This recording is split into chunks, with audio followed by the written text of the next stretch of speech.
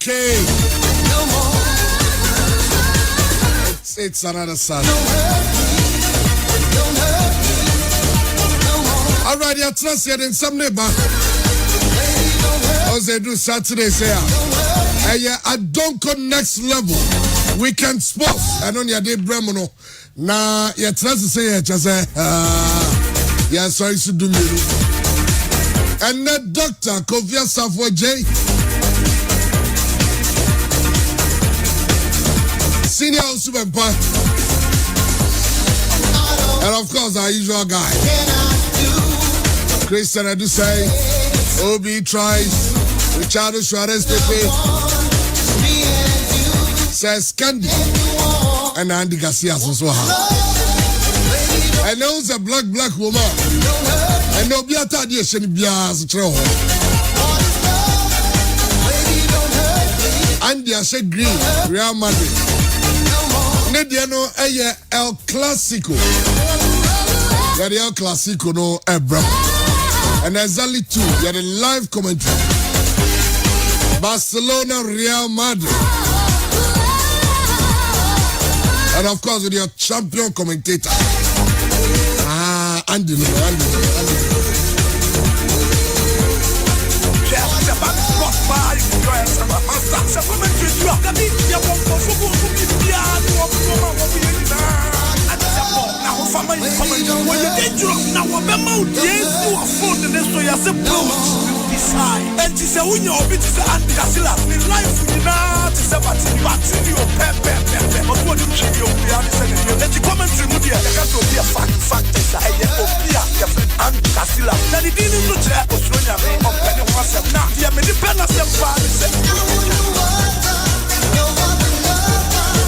Okay, so don't miss it. And then exactly 2 p.m.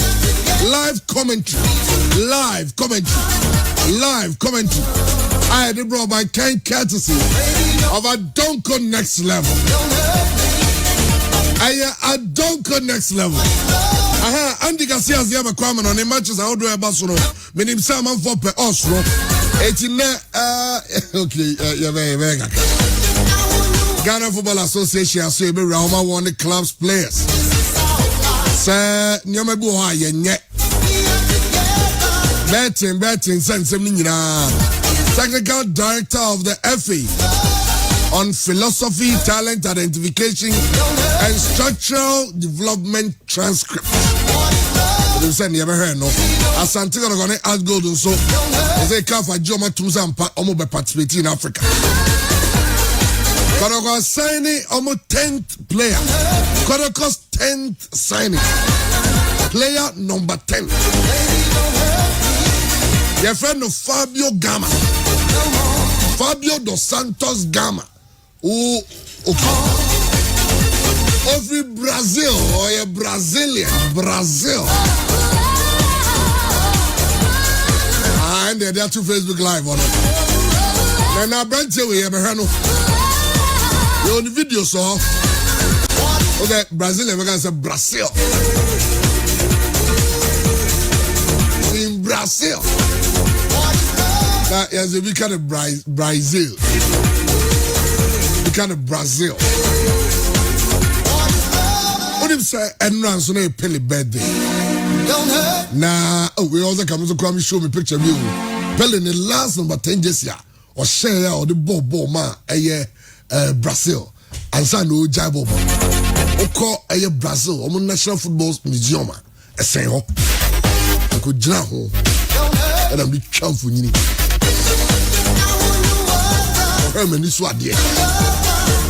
Okay. As God coach Evan Roberto Landia Chechem the Geoffrey Ghana the hon samu back. Which year Munzo NSA the decision be by Yababa Shek. Yabarama Asafo appointing new technical director and coach. Carlos Manuel Vaspinto. They also want some idea back. Then some and Yasam Kitaka. Okay, Andy, why sorry, Crado. And then me as said for and Obia prepare. Gonna comment in the deba. Yes. The El Clasico. The El Clasico. Fantastic. Now the El Clasico. On the way, the very first time in the history of the El Clasico year, but without supporters. The first El Clasico without supporters. Without supporters. And I hear boss El Clasico. And you have heard to the Union you and I'm meaning and some form non shada nye but then the crowd. And the Oba winning Subenya bragging right to. Wins no dia there 96. Oh, okay. And then there's a scenario who Charlie. It's in none of who is who. Who is who? Who is who? Without supporters. Who is who? Oh, easy cry. Well, Yasha say, and then what's your Real Madrid just my guys all tie Real Madrid just be a chamo. And then me kaipa. It's never heard. And all predictions. And Madrid Jesse I mentioned, Nyanam Shannon no. Once a man shed this season, Jesse.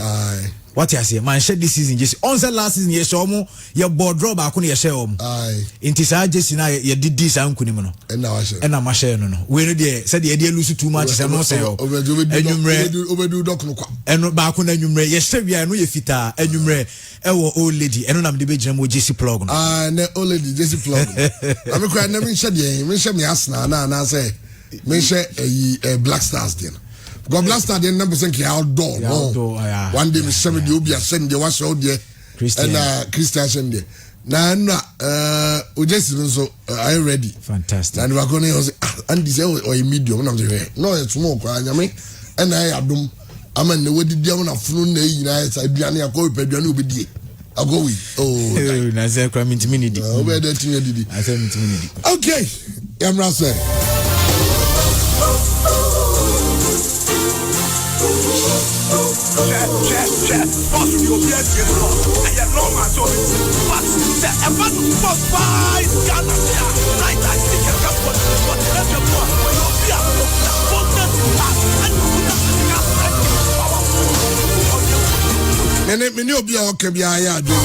So the build up to this El Clasico is very low. So it's Candy, you're right.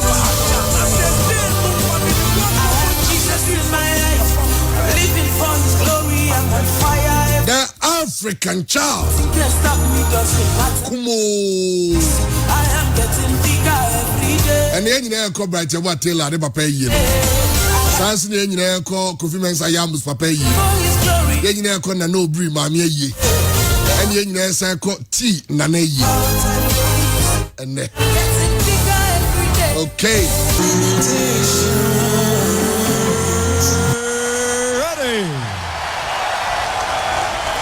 For the thousands in attendance and the millions watching around the world, ladies and gentlemen, let's get ready to rumble! Right, live on Pure 95.7 FM, Pure FM Ghana on Facebook. Unsubetinga journey. Na ya team kwenya ya Pure A Weekend Traditional Sports no. Yem from right here for your kwamore na fin sama yen setting akano. Yem fene nyina MH here for once again we join our Facebook address no aye Pure FM Ghana o like no share. We like ya no wetinga share no bia we sampa the global show. Ya tena se ensem day wano. Ya dini nyina enso ade bright here for na pe videos ya de pa no. Ni nyina o join on Facebook we ben exclusive videos and pictures no who by nyina bi enso na enjoy our brand match Saudi and also to over this weekend na my main fan to get uko Europe the 5 major European leagues no games do na and pass my chance here and so and free French early champion and Emmanuel game back and so na paso club friends Renit na fie Emma Anche 7-2-1 bibia enso me here come my club friends Anches in Tomoso kwa we no we ekwanya the 3 maximum points my main fan to get upia na se na games to no about 3 o'clock 8 p.m. Club friends Laurent Betenafi wom any Olympic Marseille game Ebaso and no 7 p.m. Parc des Princes my main fan to get Paris Saint-Germain Betenafi wom any Dion and sweating their pim so na afenya mi adma on Sunday games I can sweat me to so my main cause 12 p.m. no Club friends Lens Betenafi wom any non 17 their pim so Samson Jerome Tintipoto wom any names Olympic Airport Bruce Ababa the Tier Strasbourg Samson Mess Betenafi Saint-Etienne Montpellier any Rams game no and nso betia bas mamen ka was a club your friend is OGC News wom ebetina fie ni lenso dia bempem so sanso na club friends Olympic Lionel wom any Monaco game and nso betia atodwa we any Manchester weekend we wopiem enso ma league and na friend lo championnat and nso e ba yere sansem no ye tie for e wodwede no so away from Air France yen kopiem nso wo Germany esanse okọ Germany games no dodo na enso e baso na eno a ene chance club friends Stuttgart atina fie wom any FC Cologne ball 1-1 mamen fan to say na games e baso no about 1:30 p.m. na so fru frikasiama shanum so FC Bayern Munchen wom any entrance fan for game na baso the same time na so 5 wom any Bobo Conference Borussia Mönchengladbach wom bet media pempem so club friends RB Leipzig wom bet na fin Hector Berlin Union Berlin na body Tia Freiburg and after Bobo Conference na Borussia Dortmund e was signal good Iduna Park no wom any Schalke 04 and so bet media pempem so much no yet ehun semen so dey pa na men ka se Bobo kwa dinya de football team no wom e tena fie wachana wom any club friends Armenia Bielefeld and so bet media pempem so Werder Bremen e body Tia Hoffenheim na fi on Monday Bayern 04 Leverkusen bet na fie wom any Augsburg and so bet media pempem so eno e games okwa Germany eno so e tuja na wache wie yen kopiem enso the battle for the Scudetto eno e the Italian Calcio Serie A na de tena se okwa Italy no a game etin ba so no Sassuolo wom atena fie ni Torino e ball 3-3 and na match sa e ba so no start 1 p.m. Atalanta bet na fie wom any Sampdoria Genoa e body atia Inter Lazio any Bologna games na e ba so na fie on Sunday mamen ka se Cagliari team no e body atia Crotone Sans na Benevento wom any Bobo Conference Napoli Parma Calcio 1913 e body atia Spezia Fiorentina any Udinese Calcio and afi Juve game ni ochana 7:45 p.m. Juve e body atia Hellas Verona na fe nyamiadma on Monday AC Milan any club friends Roma ebetimi dia pempem so eno aye games eno sto to da e Italy yere some matches na ensuri to da yenko pm e La Liga Santander na ye matches e baso ene minka se eno games etimi ba so no club friends Elche tenafie wo mo eche Valencia ebo Valencia 2-1 no Valencia kolusu sa game no by 2 goals to the Elche mamenka se na classico na e baso na me ba to ebo 2 pm se ye di cardia to da no live commentary on Pure 95.7 betnya jago dia tena se Barcelona betna fie womo ene club friends Real Madrid game na e baso entwei e de all classico eno nso betnya baso a sa match ne de ho update nya no nya boabo no a ye de Abraham enso wotwere no so abra ye we se reference Juan Martinez won ebe your center referee na wato ayire abibia nso tia konkan kama na ba to se de tie sia no say ena probable lineups no men set tia ka ma men fan together se ukọ Barca na bibia ntime de sa me ka se goalkeeper friends Neto one ever started in goal post Abrantia Francis Sergio Roberto Samson Gerald Piqué Benabao Clement Linkley and I face Gino Dust one and best starting defense and my boss team no walk I Medford na Abrantia the day and some Sergio Busquets Besiakai Samson Abrantia Francis Frank Dion one on Subetia can be Naminka Abrantia Francis Trancao so Bibia to Tom on Subetia starting game no a be the first classica Obetia Siakam Yebena Felipe Coutinho and Sufati and I feel you mercy and no any probable lineups I mean setting a car many sons some mamo now the second says Tranca went to start the position Antoine Griezmann one at the occupy some position now one sweating starting game and of course how come Madrid team name has it done everybody normal 4-3-3 formation into the 10-year goalkeeper France at Thibaut Courtois in goal post Ferland Mendy ever started Sergio Ramos has returned one ever starting game no Rafa Varane ever started Samson and Nacho Fernandes wom ebe gina nye backline ho e de ama Madrid wo ko e midfield na men ka sa Brandt fence Toni Kroos won ebe tina start game no Casemiro e si akan Samson Luka Modric Vinicius Junior Karim Mustafa Benzema and afi Marco Asensio wom any players omo so betia Japan start game no so na club friends na dia Real Madrid team no enti ebe said the same match no so besia ko no just after side game no 4:30 Osasuna Etnafi wom any Athletic Bilbao game no so the same time no now Ramon Sanchez page 1 Sevilla any by game no so about 7 p.m. Atletico Madrid betrefi wom any Real Betis game no so betina toja nafi on Sunday Real Valladolid betrefi wom any Deportivo Alaves betina bone Cádiz betrefi Villarreal enso dia pempem so Hatafe everybody at Granada and watch Real Sociedad wom any club friends who is betina pempem so first time this season, Aston Villa losing the first game. And now, Aston Villa Villa Park, Leeds United, that was 3-0. Now, the tennis brand here, friends, Patrick Bamford, one and a ball 3 goals, at the Mark Club, friends, and Leeds United, and open your friends, Marcelo Bielsa, Nesai Nisu, we need game, Nekama, now, Okohe Chelsea, former player, your friends, Patrick Bamford, and now, Massa Aquadani form, no, Nanyasam Ketokra, now, classic goals, was studying my club, friends, Leeds United, a Chelsea for Lusu player, now, quality, and I feel technique, what the boss, our goals, me and Sana, Winyan Yabi, Pebi, and no, I have brand here, friends, Patrick Bamford, and on the pot in the form, and also was Agyei player of the match, and now some Ketokra, you want summer, yet Abram and so shown, so Namum Shannon, so I don't pay a boy 11:30. My main friend took us a lunchtime kickoff no our London Olympic Stadium. Once time United better when everybody at Manchester City about 2 p.m. Fulham and some never Craven Cottage, any Crystal Palace match in Airbaso, and of course the big one our England, and I am the Manchester United Old Trafford. When any Chelsea game, I am Subetnatoja. Medical got us a reference Martin Atkinson. One Edeco Jensen Finafis, a big match, and no answer to Yako so come in Tena, Oli, and Frank Lampard. You better say some penny for him, and Nema and Subasiako, Eddie Amas, the 2 managers, Nemum, or probable liners. I mean, set me ahead of the gamer. My main fan to just a Manchester United supporter, and players on 130 game in David Dia Quintana, Victor Nelson Lindelof.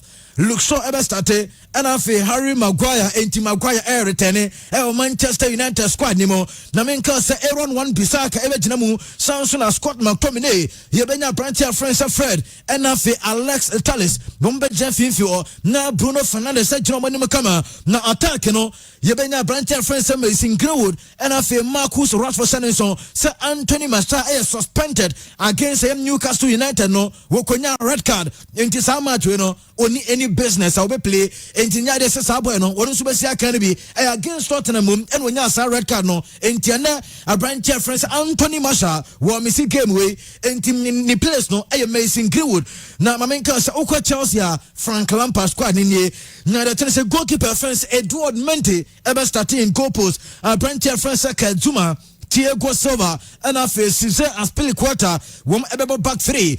Now the AM Chelsea in Finfiono, Yebenya Benchwell, Samson Master Kante, and I feel Jorginho, Reece James. Now Oko Chelsea attack na Yebenya Mason Mount, Timo Werner, and I feel Kai Havertz into once again. A branch here friends Hakim Ziyech will start the game from the bench according to the lineup. Means that me Cameroon Sansem no met Emma and Swatch Median so. Now my main trust not for matches I can young fan to 7 p.m. and Liverpool Anfield when any Sheffield United game never so on Sunday. My main call said 2 p.m. St. Mary's Stadium. Southampton Betrefie when any Everton game never so. Samsung Wolves Samsung Betrefie 4:30 when everybody at Newcastle United. Nafi on Sunday 7:15 Emirates Stadium Arsenal Airport area tier former champions Leicester City. You ever said Thomas Partey after Senano now a rapid VN game in one were born home they better say Thomas Partey against Leicester City no be kama and so them Thomas Partey. You ever said the same match in Subesiako name Mshanu to some Monday 2 matches sana Airbaso England about 5:30 Brighton better than West Bromwich Albion now for Burnley 8 p.m. on Monday. When any Tottenham Hotspurs game na ensure me abaso ring na no ukwa 5 major European leagues ni ma games to the na wotwe no and I dey sansem no so dey ma mo dwumade no so wo be join him no dia PFM Ghana on Facebook na ya dey nsem ne mo ensure me dia Twitter na on some the Manchester United probable lineups ne ba no me catch us a brand friends na there Maguire one nya the not no start match no ahead of a brand friends Agyei to Zimbabwe against PSG na the form so Manchester United supporters no obia saying Enkabeya Ole and started to Azimbe na Maguire entenan chesa sa Maguire no omun shada huni ye ewom say Newcastle United match no go nemum we a big match and Enkabeya big game no against PSG Agyei to Azimbe obo eboniye and Tinkamani challenge start no tie Ole gonna social so your Manchester United supporter yan Cameroon tias here say Agyei to Azimbe no kran sem refia the last time obo match before PSG game no last year December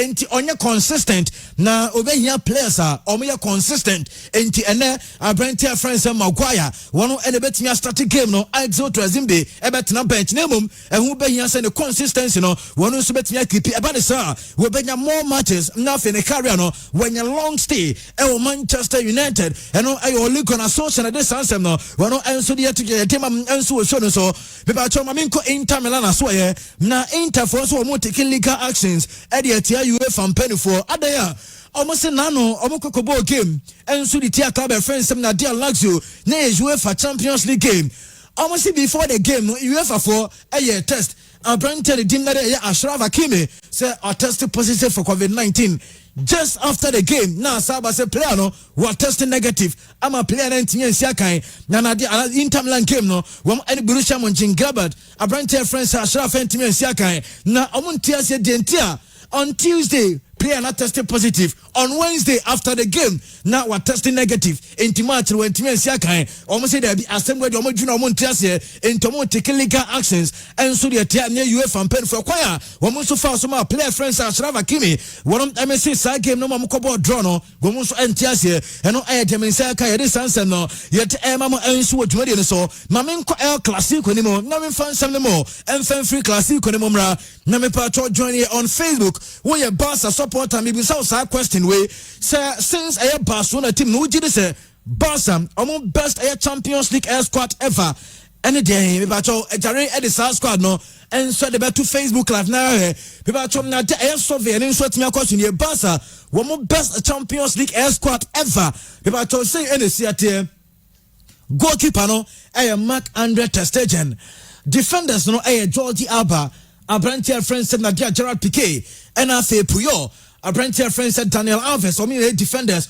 woko Medford na Andres Iniesta Samson Xavi and Afe Sergio Busquets attack no Ronaldinho Luis Suarez and Afe Messi mebacho wujiri se Barca woman best ever squad was UEFA Champions League na obetia join debate on enso Facebook na wetin me show there Barca best ever Champions League squad no defenders no ye nya Abrantia friends ya Rafael Marquez ye nya no goalkeeper ye friends Victor Valdes or the Champions League dodo na edema Barca ni team anchor squad no listen no also for the bra Pure FM Ghana on Facebook now dia kwa to kama yen to us na for yen fan sem ni bi fan tuja na ene Clasico na Barcelona dia men say kan so panya friends sem na dia Ronald Koeman dia men say kan say ne say Antoine Griezmann starting game na obebe Antoine Griezmann ewo na right side o enya dia say Griezmann sa ni position na why na say number 9 o peso obo no dia men say kan say ene say o starting game no kra ontimi en start as number 9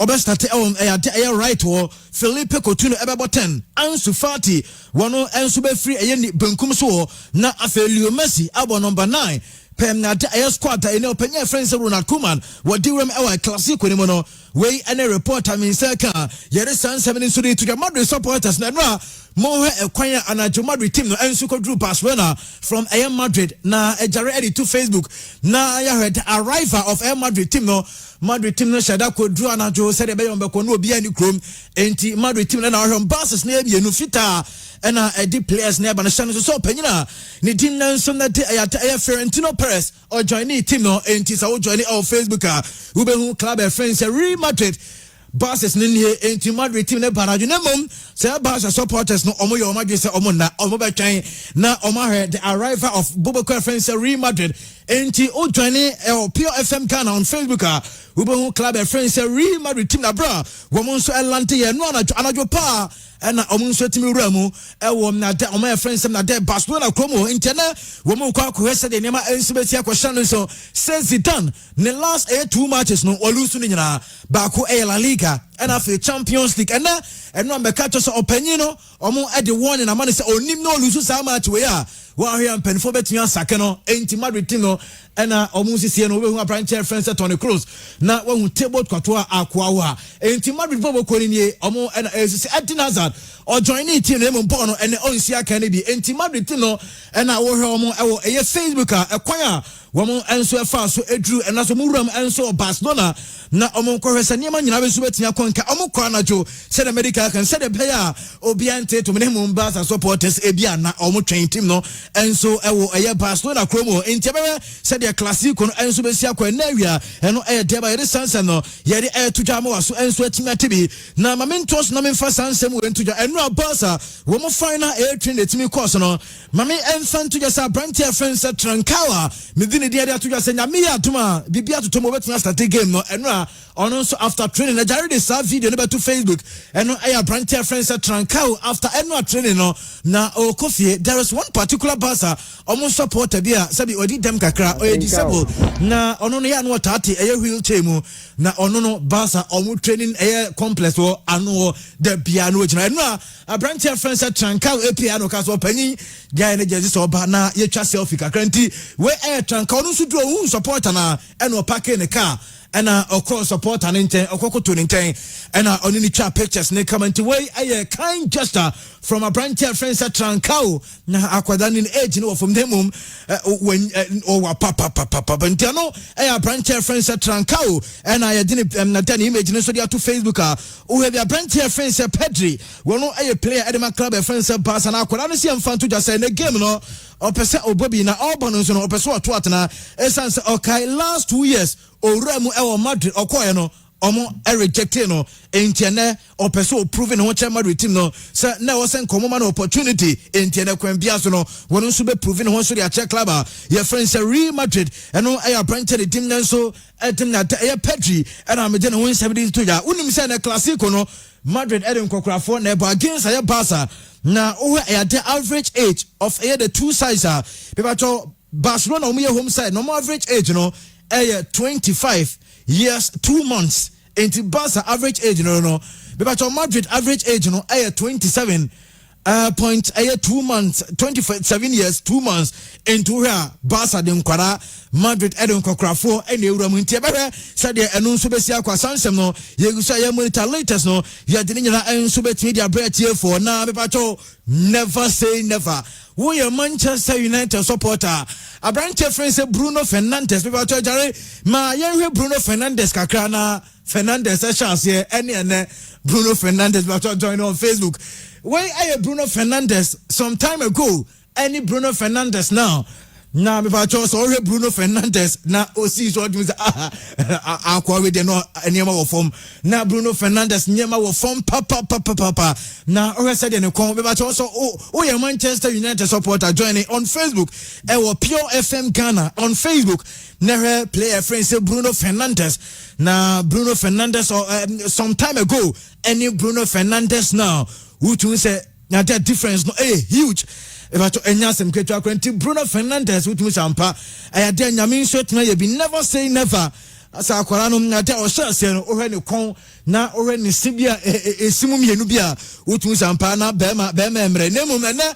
Fernandes nie na ohwe no enso Facebook no Pure FM Ghana on Facebook na unso atimi adwane kama na mamenko Brazil omo nso akache esanse ko Brazil a nyame yadma next month omo qualifier games na baso World Cup qualifier games na openye friends Titi the squad ne diaba the last squad or the buy no abranche din Rodrigo wono etin ewura mu e squad ni mu and on drop Vinicius Junior but the current squad that Titi diaba bonten for nyame yadma next month games against Venezuela and Uruguay no they say what drop Rodrigo and what pick up branch friends Vinicius Junior enti more than crowd there omunyina emum enko Brazil camp ba akokwa na ba akwa tena nchen enano na ye Rodrigo ene Vinicius Junior wono ena era Brazil womo so squad ni mo na fe Rodrigo enso atimi atena nchen eno de opanya friends Titi wono so aye Brazil womo so squad ni mo eno de ba yeri sansem no ye de emamo enso wo show no so be to Jose Mourinho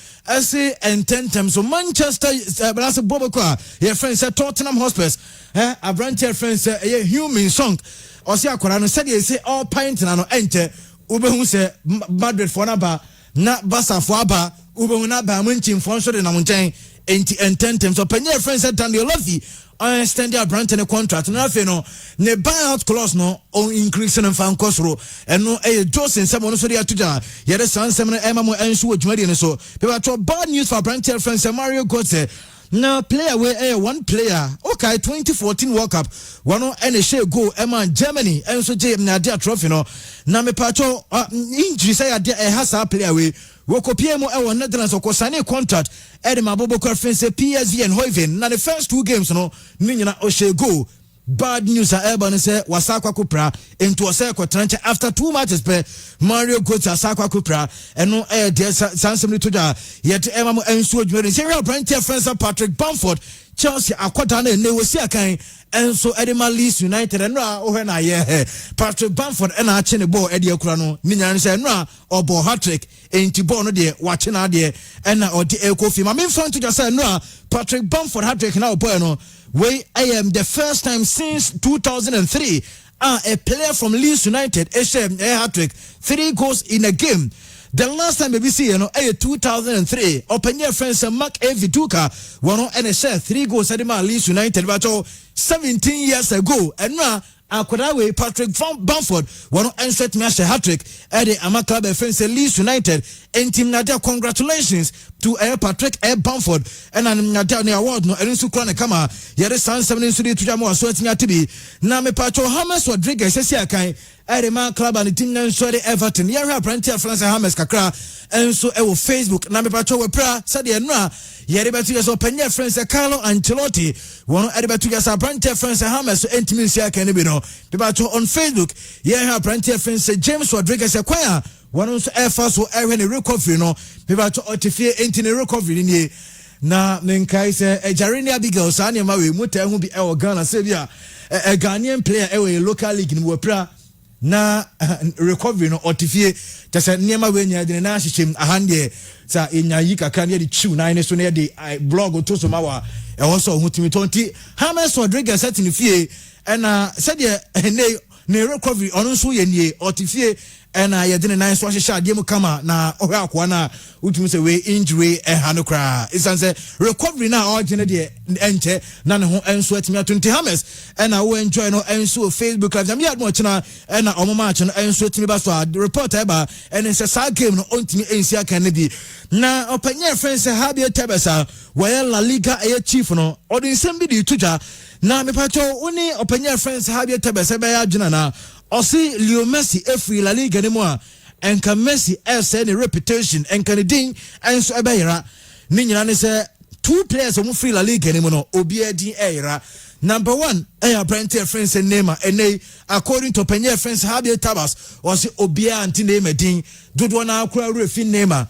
Number 2 Cristiano Ronaldo say obia anti Ronaldo din e come from anti Messi senko free La Liga ne mo join Premier League na enka Messi din beba from eno penya friends Habia Tabas ena wode sansem nso de atuja yet emamo enso ejumede so ko England yes black A players no omonso eponjo so na dem say kan so omonso lose faith in air fight against air racism no said the match bo eba be koso na players no obi ade ne koto de from Black Lives Matter ne ani ade no almost still ade no de tia na te nkofo na mkroma nkoranka tinkete almost ade sa na koso racism eno na koso enti omunsu lose sa fight no eno air reporter min seka yede sansem into ja Pep Guardiola se enka mo obi anti se Premier League no Liga emu BHN League bia wo wiase nya osise Premier League na start a obeti abo best 15 matches na hu tima Agyei ene yenwese ge table ni city Premier League no obehu Manchester United no mo dase Manchester City no mo so position nye Chelsea omo position enye Osi League na de untimi nkase we na Agyei untimi ko kase bia nipa asumasi won na Agyei League no open eno ene nsema Pep enso de atoja na ma me fa video we enso mfa ma chairman na fe yen sorry so na me ba cho so ba Africa yen hwesa nkwada we ene omudwumadi amunso edi na me ba cho we no uni akoma minyi ne se oba Ghana ha dodo na be mo mama enso akwa sa agoro we chairman joining our Pure FM Ghana on Facebook na hwe nkwara na agora wo munso edi sa se we no aerobics so untimi hu ade kro na akwara no hwe confidence o de ba na ochina oto ne kosoro timi moamwa na amane ti se obe ti se sebi as a ball no so on said was otimi moamwa akwa ti se so nipa wo hwe so ro ti no moamwa ne se ball to me turn around turn akora na ko si form. We don't try this at home. Akora unye yo obeto na ko ba bia ni pare dira no nti akora na bo from there bi mo asa sorry ba hwe eno ato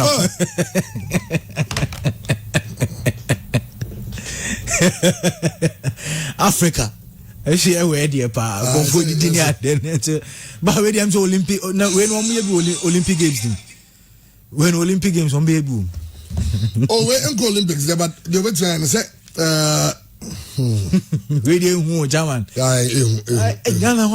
na akwa keto no dey so hwe nanim a on soro wi o okwa tira no ban wa serious no abana ho ba pa unim se e be tu sei to tone sa no otimi mo wan se ball nipa o mo nipa ne se ball no atone ko soro no achi no dey atofom.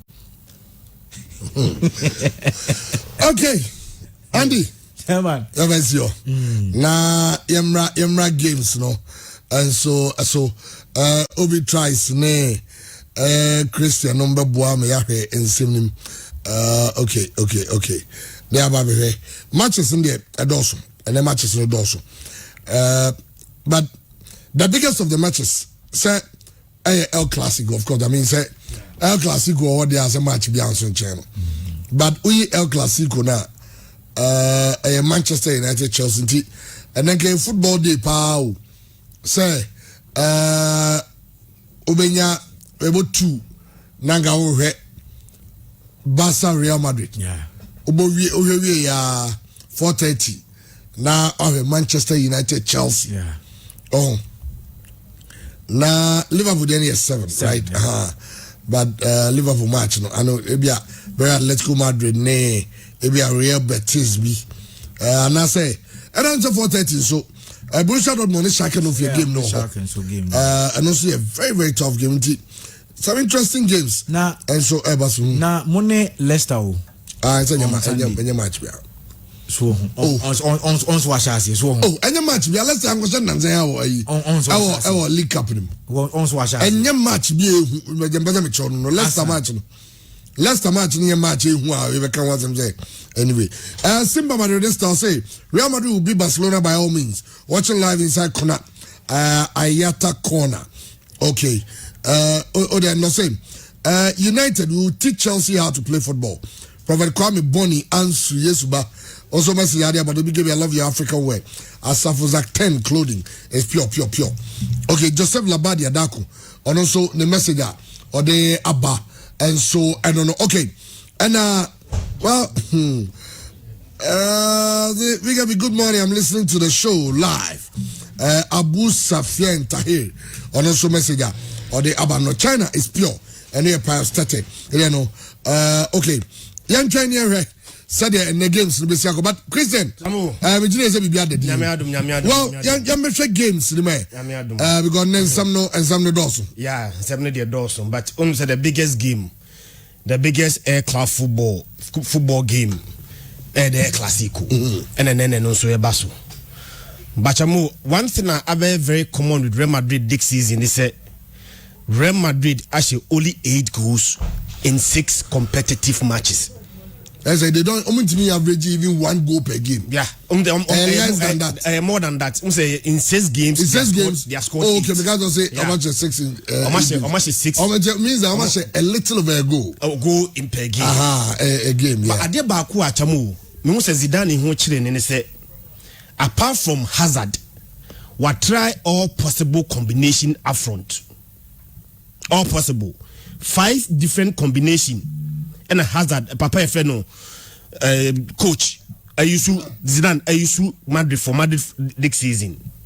But one partnership are quite common. Luka Jovic and Karim Benzema partnership. In most cases, Biano, sa partnership no, emfa. Me kaipa se o yusu sa partnership no, Luka Jovic, Karim Benzema partnership against Real Betis.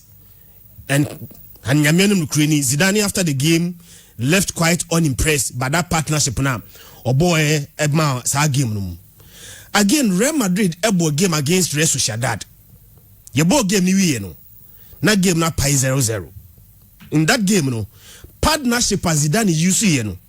was Rodrigo, Benzema, and Vinicius.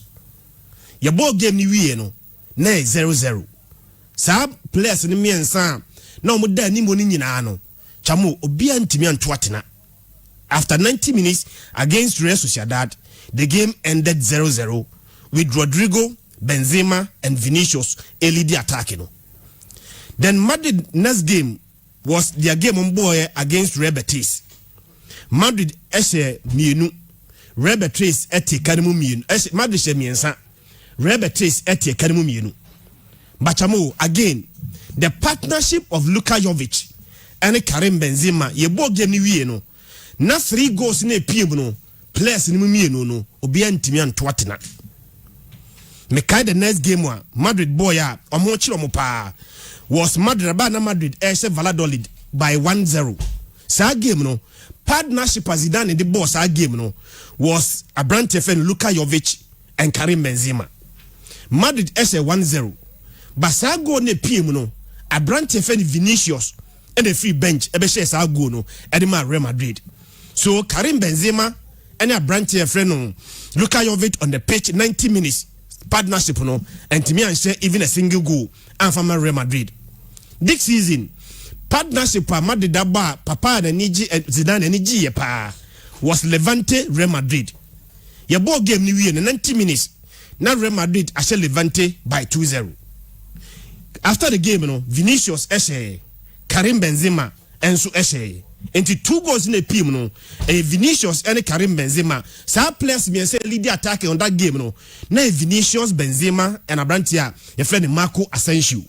But after the game no sa 3 players up front no chamo mienu etimi to atena. A team that was Madrid's best performance in terms of partnership or attack this season. I brought 2 players etimi to atena in that game at Real Madrid.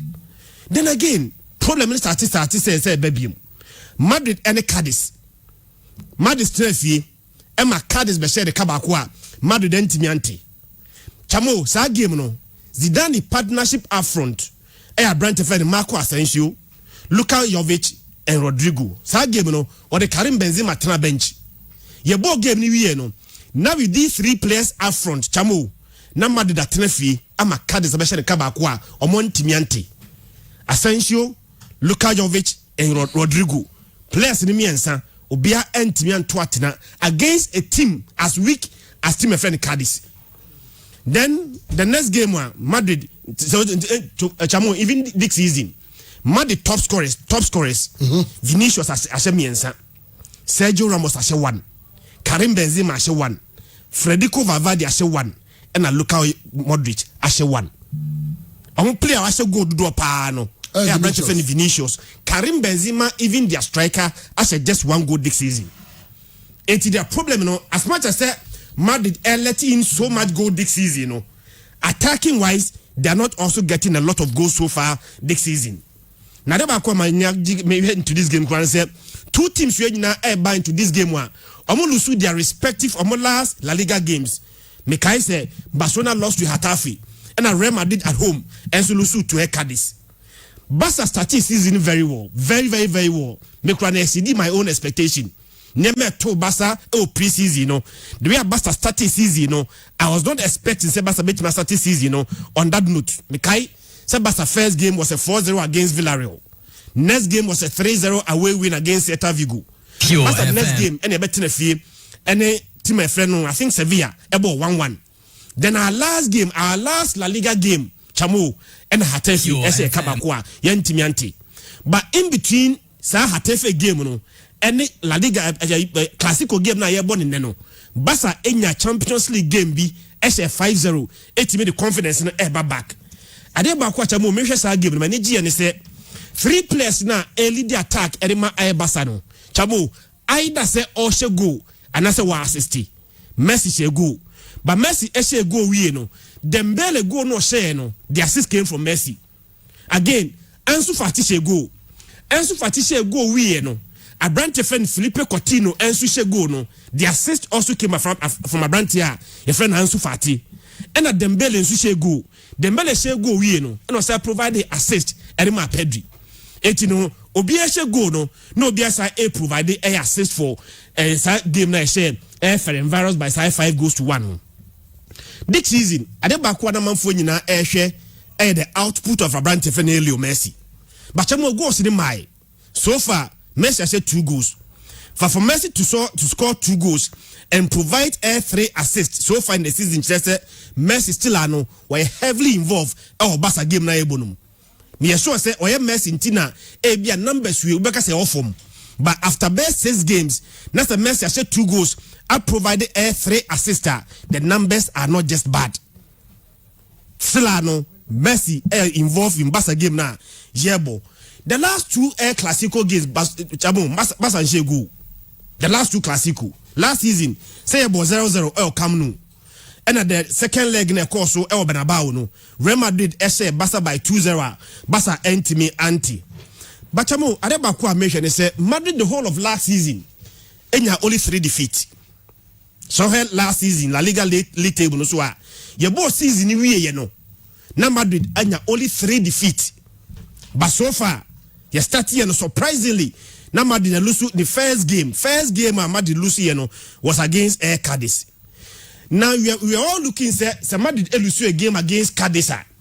Now omunye Champions League game against Shakhtar Donetsk. Madrid will use that game to bounce back to a winning ways. And surprisingly against Shakhtar Donetsk, Madrid in the first 45 minutes were 3-0 down. Against Shakhtar Donetsk, Madrid are all bofie na Shakhtar abese Real Madrid e kamiensa omon tibi in the first half. But the good thing is that they Shakhtar no more lose 10 almost first 11 players no more lose 10. But Shakhtar team no etimi rub and about in the first 45 minutes chamu no match Real Madrid e kamiensa omon tibi. Na the back one mention is Madrid without Sergio Ramos. In fact, Adebakwa be say Madrid with all these problems. So mutimi say Clasico game no ma. I said they will be a bit forgiving. We said the big game. One lose 2 consecutive matches against Cadiz, against Shakhtar. That's all. Be say Clasico game no ma. Tension beba form. The good news for Real Madrid is that Sergio Ramos is coming back. Chamu, anytime be a Sergio Ramos Madrid bobo game wa Sergio Ramos are mobino.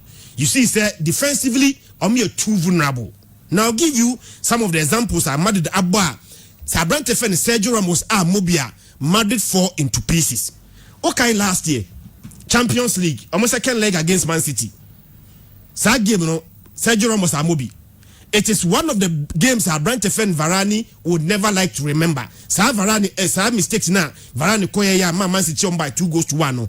But for Sergio Ramos' absence, I'm very sure that Madrid have the capacity to beat Man City at Etihad. But where Abrante Fen Varane, na Sergio Ramos enkan home, any brave Varane brave, any mistakes or committee any there. A chance Sergio Ramos any Madrid the chron moi, omo bre pa. Then again, on him say against Shakhtar Donetsk. Madrid lose game by 3-2 no. Chamo obo Varane and Abrante Fen Eda Militano. But chamo yansan ko game ni biom. Sa place ni mienu no. Who is a leader or another who is communicating in almost 2 games now, 2 goals now, 3 goals now Madrid conceded no. 2 of them as our defense, our central partnership defense now, they were almost out of position. No one was showing leadership at the back. And Madrid conceded 3 goals. No. Again, okay, yeah, now Kaka Kitosaka Juventus, AU Mafrimono, 2017-2018. Now Madrid acquire away. I could say Juve by 3-1. Second leg at home. Obiani Mr. Madrid acquire Juventus. Second leg, Abrante Fen Sergio Ramos was missing that game. And even with a 3-1 advantage, and Madrid the free game. The reason being that Sergio Ramos was not playing that game. Last season, Abra PSG, Real Madrid, Chamo, Sergio Ramos was missing that game. The reason being, PSG show Tibino. Etienne Uyama the supporter. Adebako Nibaji this game and say Abrante Fen Sergio Ramos, the organizer, is returning. I mean, sure say or the defensive organization, any aggression as we about this game one. Very, very big news for Timwa, your friend Real Madrid. Barca, Medica can say the last 2 Clásicos, Barca and Shegu. The last 2 Clásicos, 0-0, 2-0 loss last season. And Abasa ntimi anhye. Adebako I mentioned say we are going to see the first Air Clasico without fans. And I'm going to look at how ebetimi afa. Sometimes it is the fans that will edge players on. So for the first time in many years been kind of last Air Clasico Shana fans in the stadium. So I'm going to see how the absence of the fans ebetimi impact on the game. But Chamo, Adebako I mentioned many agents say Abrante fan Jordi Aba is also returning to a team because the last game the boy Jordi Aba ntimi game ni bi. It's a very good news Eddie Mabasa says Jordi Aba and so Eba. But the big question for Papa, your friend Coleman, is that Griezmann is not playing at the level all of us are expecting. But Pedri and Dembele are picking form. Because the last game of boy, Pedri was playing very, very well. But we are Basa coach at Tamu at right back. Oba picking wine. Sergio Dest Eba. But Abrante fan is Sergio Roberto best performance out here in Air Clasico games. Yeah, Sergio Roberto. Oba Barcelona no the games wa ba onim say wa about best game bia no Air Clasico games where one player in Air Clasico he has the temperament to play in Air Clasico game. Are you going to choose experience over Abrante or the or your youth ni holding which one doctor because of experience experience as Sergio Roberto at the Clasico game ni I'm very sure says Abrante friend Sergio Roberto will go at right back. Nancy Papa a friend no Ayero Kuma buy no was it to get the best out of Abrante a friend no Frankie de Jong so about double pivot into about Frankie de Jong now about Abrante friend Sergio Busquets. Now I'm sure say so far in the season we are seeing the best of Abrante friend Frankie de Jong because of that double pivot now Orbono anymore there Messi will play the usual Air Force number 9 okay but I'm a Barcelona supporter. Madrid form no money into this game, and yet. But as I Clasico, Madrid so near break. So we to lose 2 games at Tuaso Sana. And brought the Bano. Madrid your favorite. I think say Madrid your favorite. Okay. Barca will win, but Madrid will give us a fight. A 1-0, a 2-1 win for Barca. I won't be surprised. Okay, Mama dogs, dog Agoma. Yeah, dogs, let me have a code. Aye, dog Babas. Obi. Aye, Obi. Slim 2-1 win. 1-0. Aye. This is next level. Aye. Because heart attack partner Christian Diamani I pay. But you know, you better send ya. Yes, no, you bet me. I heard send ya grow a bit to me across. But also, I say no, you got 2 bets now. You need. And they are not paid. The medical can say parental guidance is advised. It's advised. Men for BC can bets because I say I think basically it's about the lack of funds. Supporters no money stadium now. I'm grown. I'm different field because also maybe there was a research we said team bia obo home bia or bet 30%. Yes. Abe kane na ho den. Yeah. Because of over home. Yeah. This time there's no difference between home and away. Oh, no difference. Over any home you na so away team no cry no a ball without pressure. Because supporters or team a referee no betumi take decision be and VAR so abem it will show go no cry now still now try it's where parental guidance ya boka as a bear now twinsia mu nie de ye nidi o de o got the sense na o twinsia boys no you bomb so got trophyless 2 years what was I want say I did a betting companies in a breeze me no tell and like Williams ne say a dozen I didn't they say because we the gem one send you enti bet no when no music Ghana we have in the football pools Ghana near the no pa every Saturday be na by red na egusu bebre first division is kind division brilliance but to mark home win 1 away win 2 draw x no mark him come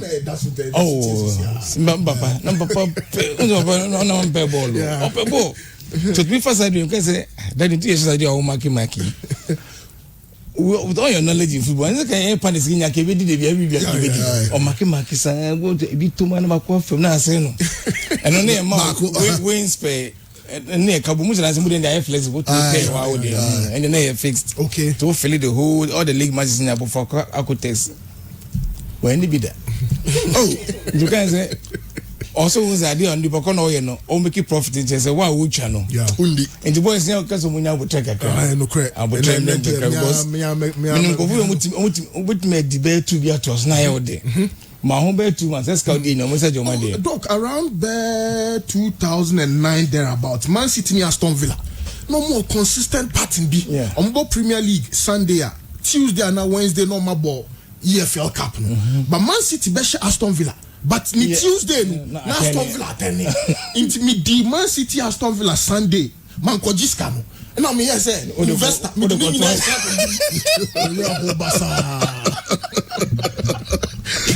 South Africa, Empress Palace, one of the biggest casinos South Africa, Empress Palace. Yeah. Oma trouble anymore kesiye. Winners know when to stop. But you will never know. That's the problem with winning. You will never know. Obviously, Oma cigarette. See a drug which they say, I don't kesiye ba. Cigarette smoking is harmful to your health. Well, who is no? They say, no, you taste. And they know. Maybe 10,000. To be multiply when I'm you meet me 100,000. Could put this annual calculations in the trims between 10,000 again in the answer. More like a best Adding. You should know say once a company say does and soccer bet way, my bet. We one number of course it's a profitable thing for them. Not for you wow which I know. But in the meantime you will never give up. I know. that's what it's like. What there's like there's hope. It's Manchester United Chelsea. I'm going for a 2-2 draw.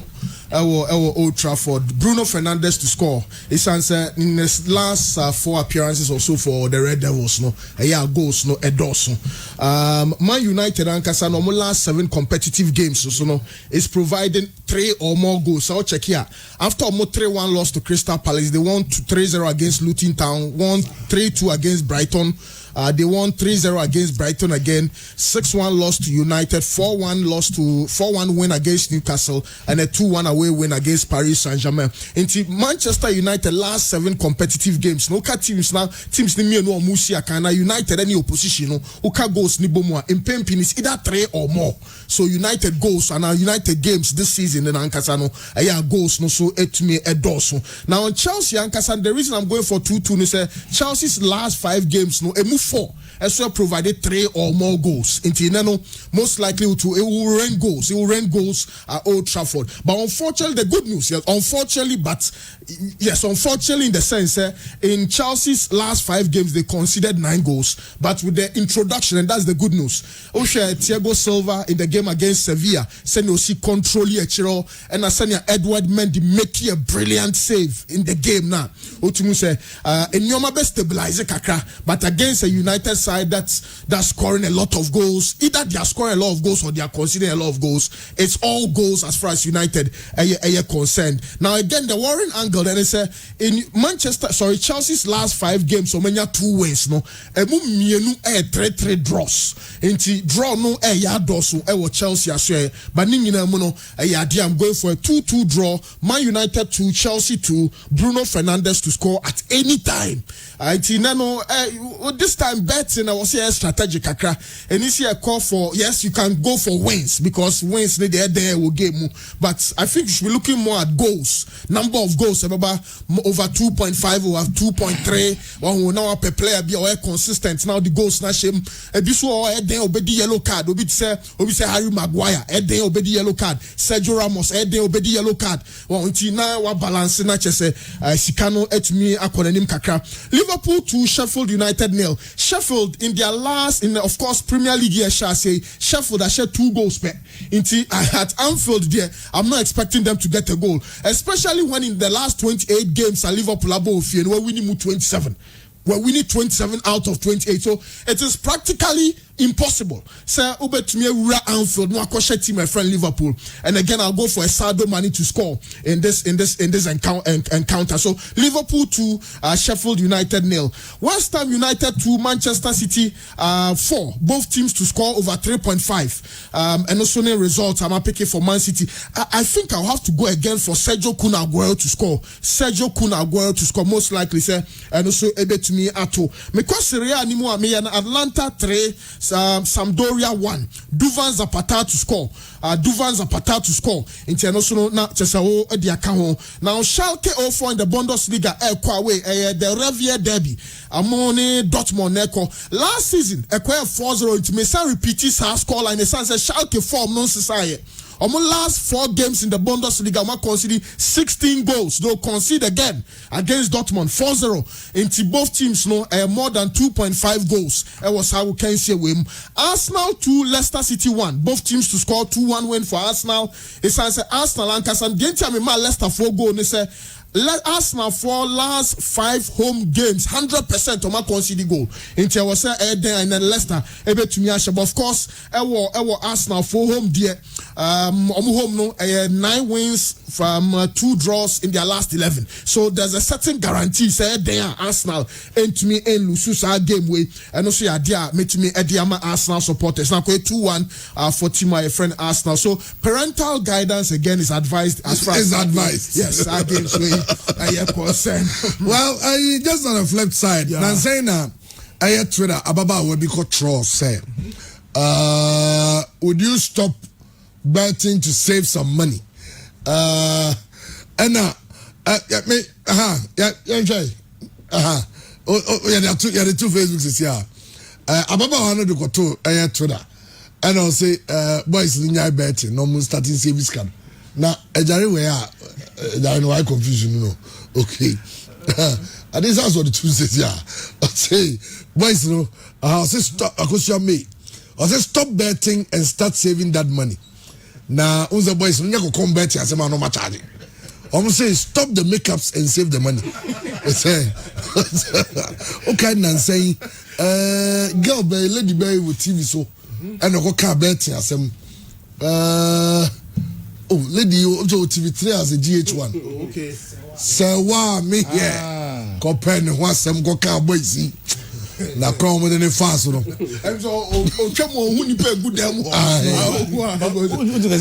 Betting. Yeah. Betting has been with us since. Have fun, no. You win some, you lose some. Absolutely. Have fun. Yeah, we know two people say, oh, free, baby, as one of them, Sasa, they be our bottle back. Aye. I say, I'll say, we know how many bottles a day, and also 2, and also 2 near saying, and I'll check on also, I know how long. No, so I'm say 15 years. And what the calculator to who no calculating so who say who services kana kabana and quarter Ferrari. And no see okay. Also who say also there be also Ferrari way. That's the point. So you also use your money for something else. Yeah, that's a very good point. Who Ferrari way. If you say any calculation is how. Then simple sir. Hey.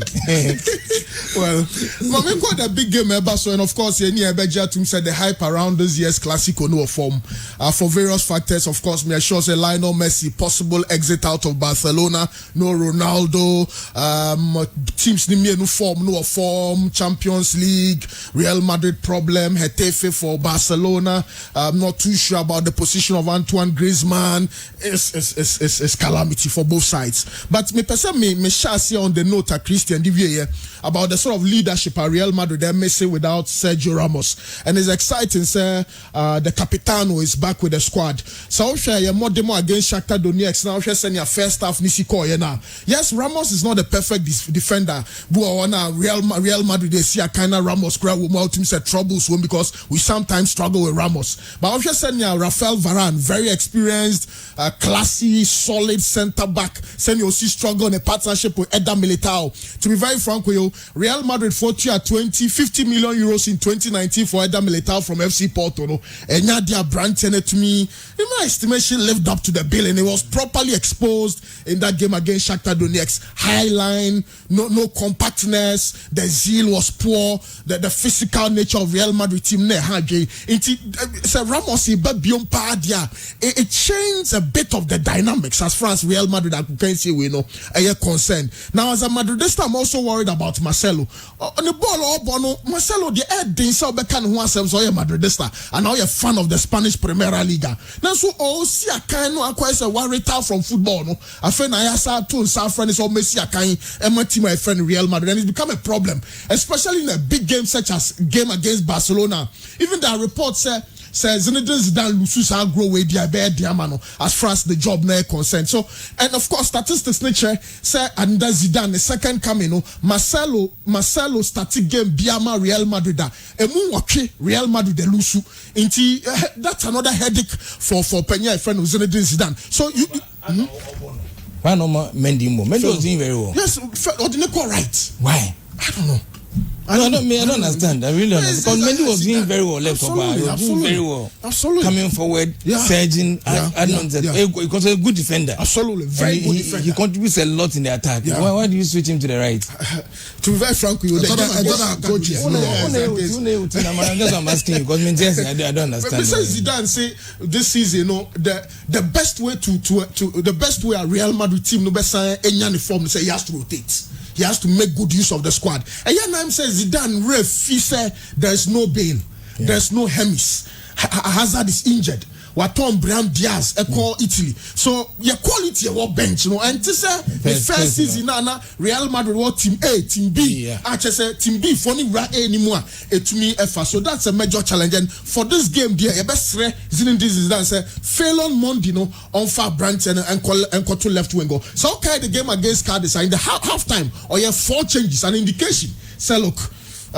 He got his starting 11 wrong, and the most worrying aspect they had here Real Madrid for they say our best player today is Thibaut Courtois. So our best player was Real Madrid. Goalkeeper.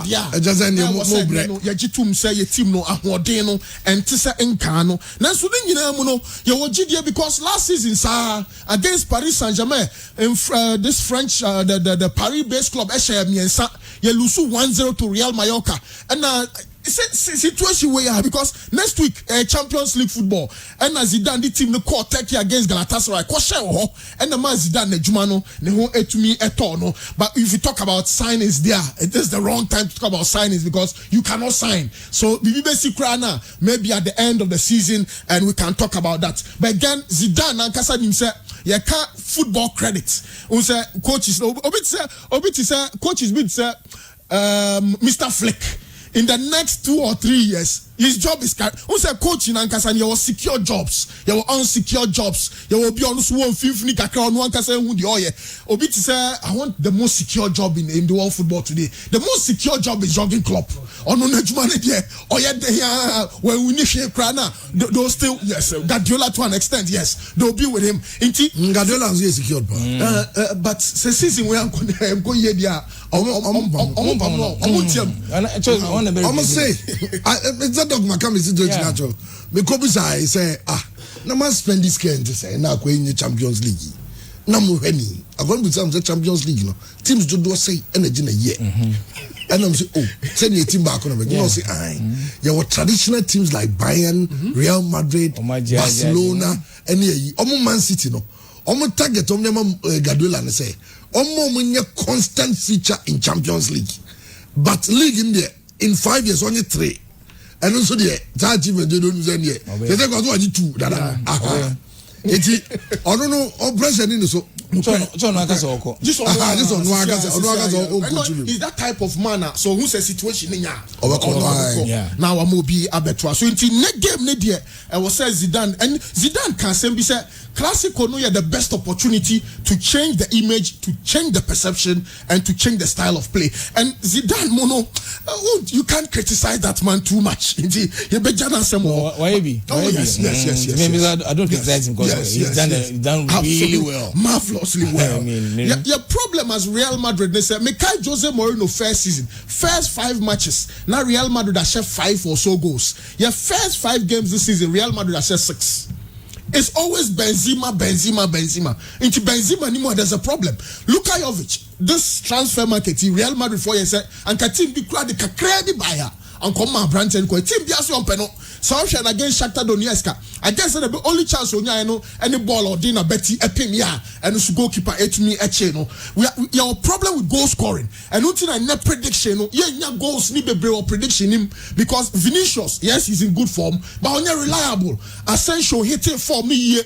Abrantia friend Rodrigo on consistent. Into Real Madrid Benya goals now. Apart from Karim Benzema, no goals need free midfield. Modric, Federico Valverde, Wahana Casemiro, a ball shot be, and now Ramos penalty be now Ramos Abebo. It's a name Honan Casano.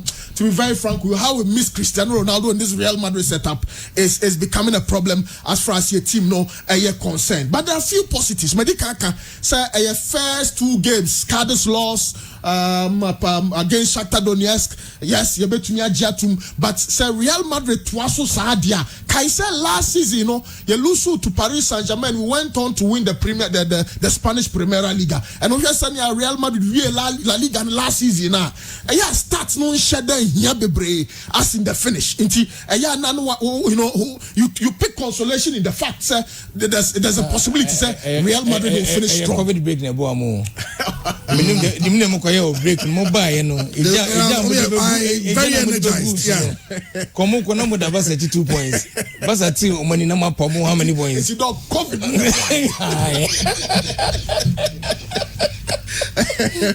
So those are a few positives as far as Real Madrid. Of course, your midfield now are consistent. Casemiro, Toni Kroos, Luka Modric, they are always reliable as far as Real Madrid are concerned. So building up for set games. Of course, to me, share Real Madrid in Kwan. I was also team FN FC Barcelona. And you might be break for Barcelona.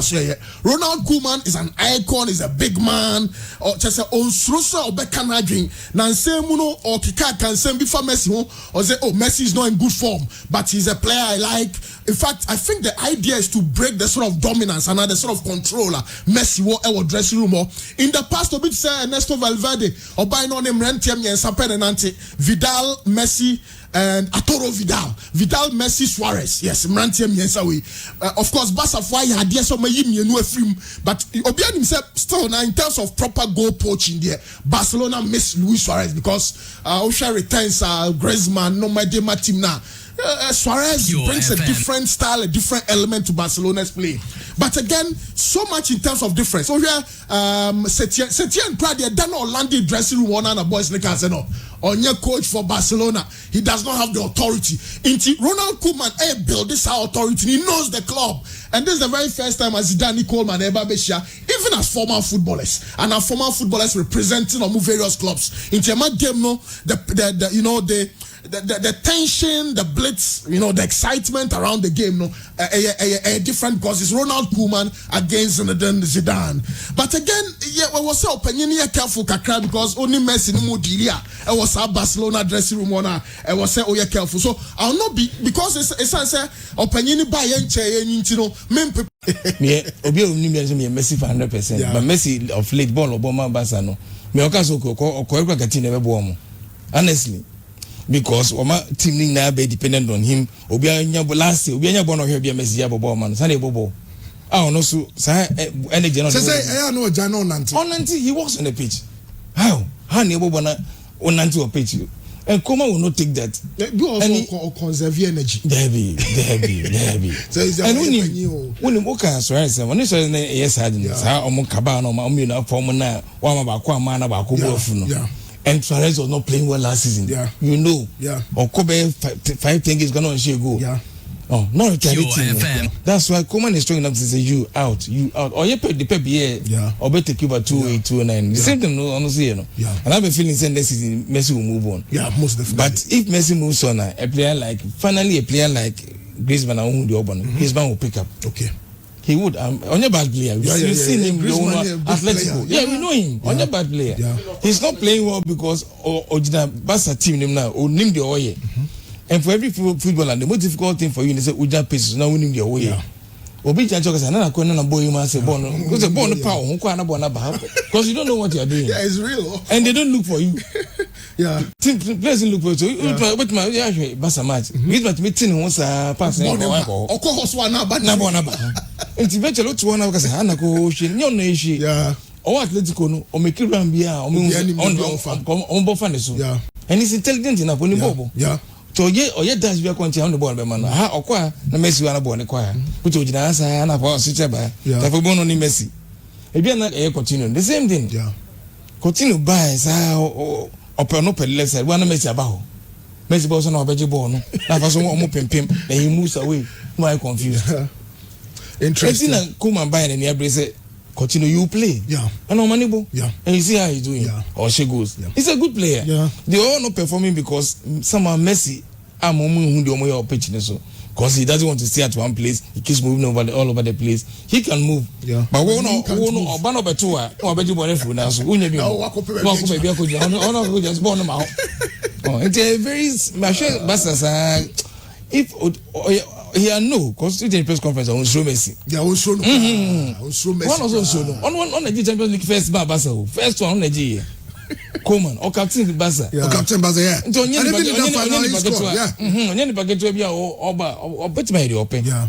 Because or a legend or Basa. What's an also a legend, you know. Bako pass 10 minutes uncle for no. There be send Messi a legend. Bako pass a kick 10 uncle for a bear. How many clouds? All plan goes through. How many clouds? How many young because with my casa message? They can't. Well, you're wrap up, and then some of those because the new Brazilian players. Yeah. Gama. Yes. Gama is in town.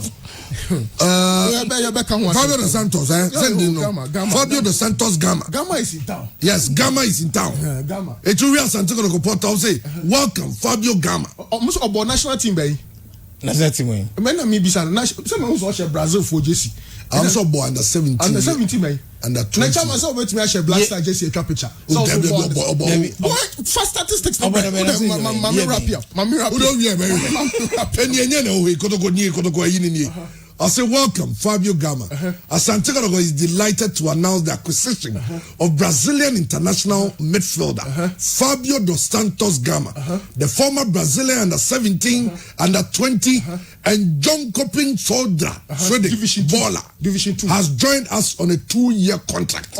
Under 17, under 20, they should bring the clips and let's watch. Oh, clips, so to me, and the internet, go to check. It's the internet wording. A transfer. I know, Chairman, check it. The good news for Barca. The good news for Barca is now contract extensions kakra so Ter Stegen, Piqué, Clement Lenglet, and Frankie De Jong. I'm said De Jong ne Clement Lenglet 2026, Piqué 2024, and Ter Stegen 2025. Omo buyout clauses no 500, 400, 300. The first 2 year goalkeeper Ter Stegen Piqué 500 million euro buyout clause. So unsa na Barca problems with wage cuts. I'm saying meetings we could call so na the last 2 weeks or so. But I think internally they've been able to solve the problems. So Messi staying fatty good form. Barcelona looks good, and of course we share performance against Ferencvaros.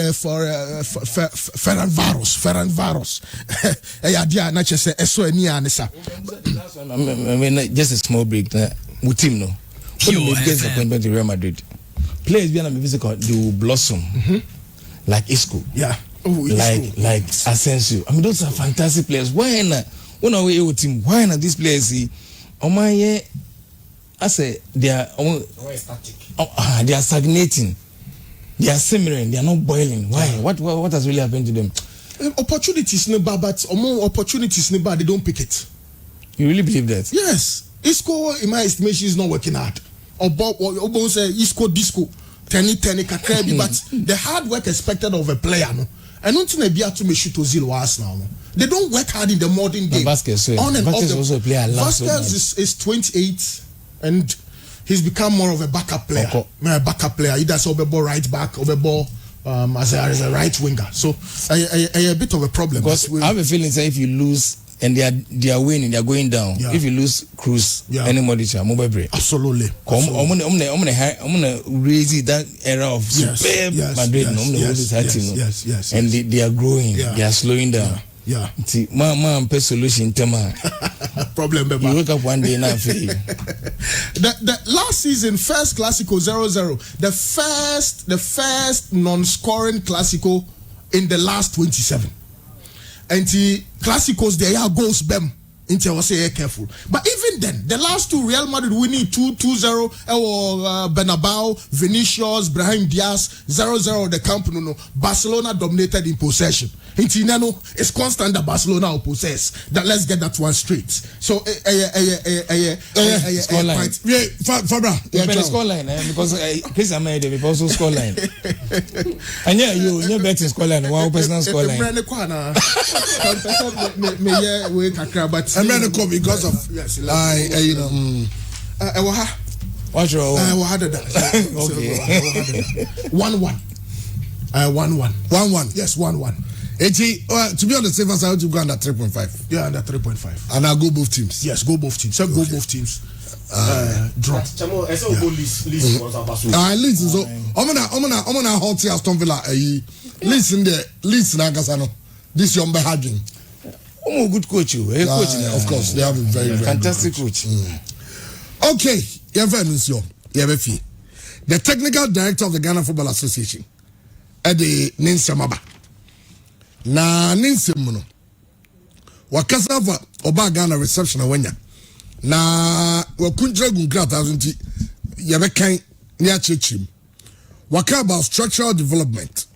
Waka about talent identification. And waka about how to streamline coaching in Ghana.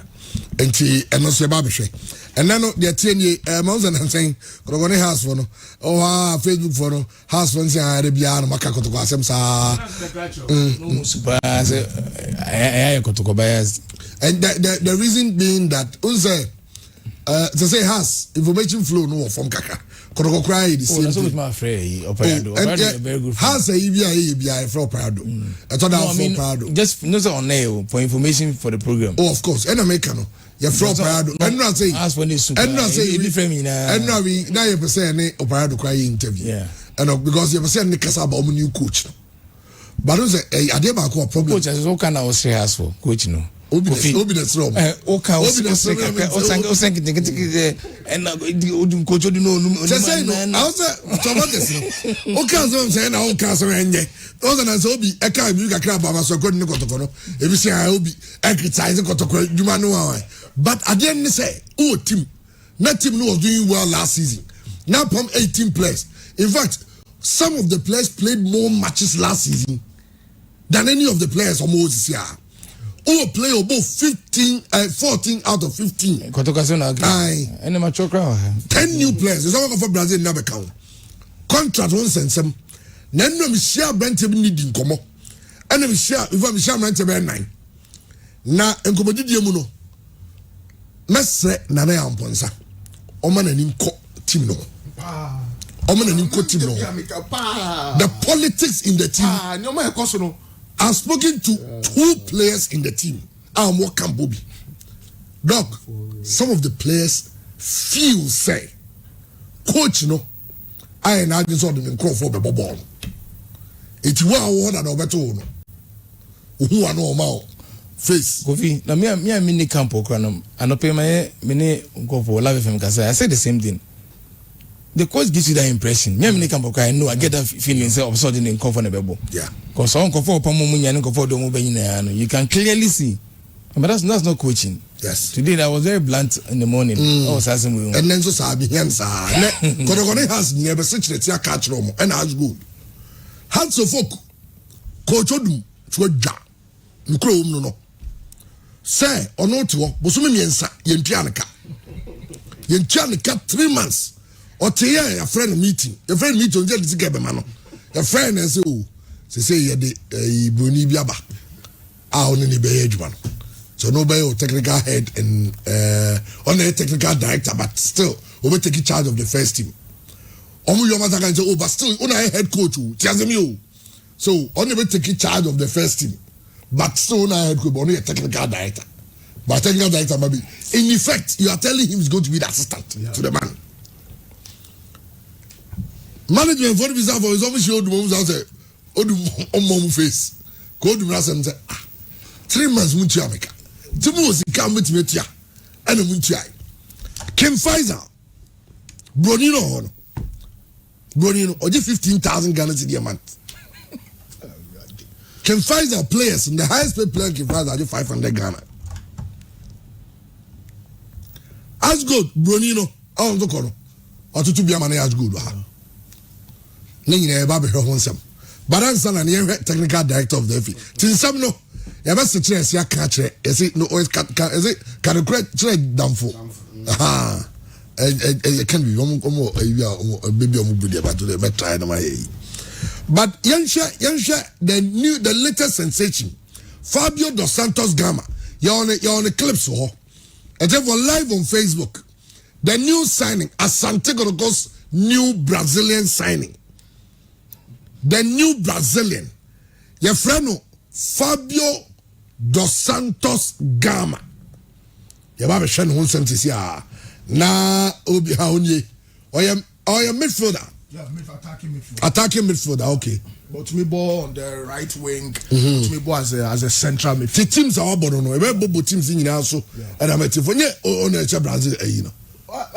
Brazil Jesse Sheno then Brazil G OG then chairman sa den there that be to that be chairman that see who Brazil Jesse chairman na who say Real Mante be Real Madrid Jesse jina baby bobola Real Madrid o say we your actually now chairman don't be deceived though he should bring us proper statistics in front of Brazil go there no only ojibo na hwe no fe pass no hey what go. Oh, long range. One picture for keep on so. Keep on the ban in him. No, where we are not going to know. That's the latest sensation. Hey, team Ben or Oberman. Let's go through the teams. Yeah. Oh, the other teams also, but like where technique not the ball. Second division game. I'm today. Okay. So second division of FIFA. They go free never. Oh, me but me person. Now the Brazil ni better Brazil Premier League over Ghana. Okay. Jonkin Sadra. Second division Sweden. Last season about 20 matches goal. 20 matches 1 goal. So that team we Ghana ni bi o Inokwakwa. Ghana ni bi o that team we no. So dra ho no. Ghana ni. Oh yeah assist bao. We team bay. Team bay na obo assist no. So yeah teams ni basro. Uni no. Oh go na wa shit. Jai Obi. Jai. I got to go to. The passes no. Angle no goes as you go. The only Premier League club Abrante were boy Mahia in 2012. Bahia 2012 no ball Premier League football. Wow, district football district football championship. No Bobby. So I said Kumasi. Now why the who no? Chairman questions ne Dawson. Maxwell kuna do who way or who way. There be some be recommended. Ain't it what? Some players of Ghana ball. A person of Ghana ball. And ya sign every coach. Coaching who no training. Coaching who no training. Coaching who no training. Maxwell. No, right own style. Obi, I got him ball. But maybe 17 information. Yeah, Crobo Brazil under 17. Chama say chama ebiezo wa ya who national team the way leagues near you know me who the national team are there chama ma minka team sa wa ba chiro jogging soda Sweden division 2 but that Sweden division 2 Ghana Premier League Ghana oh Sweden division 2 ana Sweden division 2 Kotoko Africa Kobo CAF Champions League no. Okay, Kawasim. IFK Valamo, 3rd division, Sweden. Unia Recreativa, a premier, Brazil. Gama, a district team, a Serie D, Brazil. ABC football. David, o can say na you know. My own say ofri ebia from start no. ne hu say bia unse ubon say dia Memphis through free ase kosoro okay free ase kosoro say bia no obo bia sports cancer na obo Fantomas and our call Ashanti Heroes and our call no call because everyone quite skills now in there. So the back stadium you win TV so I'm put to say ya. Brazil new wait at the Nipa stadium. Last year Kotokona boy and all teaching me bro prayer and everything. Masabako. Debbie or how's that doing? Mudasiru. Very talk. Mudasiru. Who's on way escape for channel? I escape for Brazil. How about no way? Oh team okay team. Master Bakusi Oma Tony Mintia. But I was saying on the contract as result or Campo busy. Or Campo. But the contract and the contract that's what I'm saying. I'm the Friday, next Friday. Never come here 2-3 months ago in Bobo. Okay. The Obia fan laptop in any brother. Anytime me say play of Brazil. Still be see a Ghana Premier League. I doubt the quality of such a player. A Brazilian player. I also see a kind of Brazil. Doctor, they were aware of these statistics. Brazil is the biggest exporter of talent in world football. Say to my sport to be they baby talent on my sport, you know. They produce so much talent, and for a player, knowing how much we pay our players in Ghana Premier League, so for Brazil, but Ghana Premier League, yeah. Not just say be a destination when you be amfa. Me no nyadi. Brazil yo. Me no nyadi da. Why no?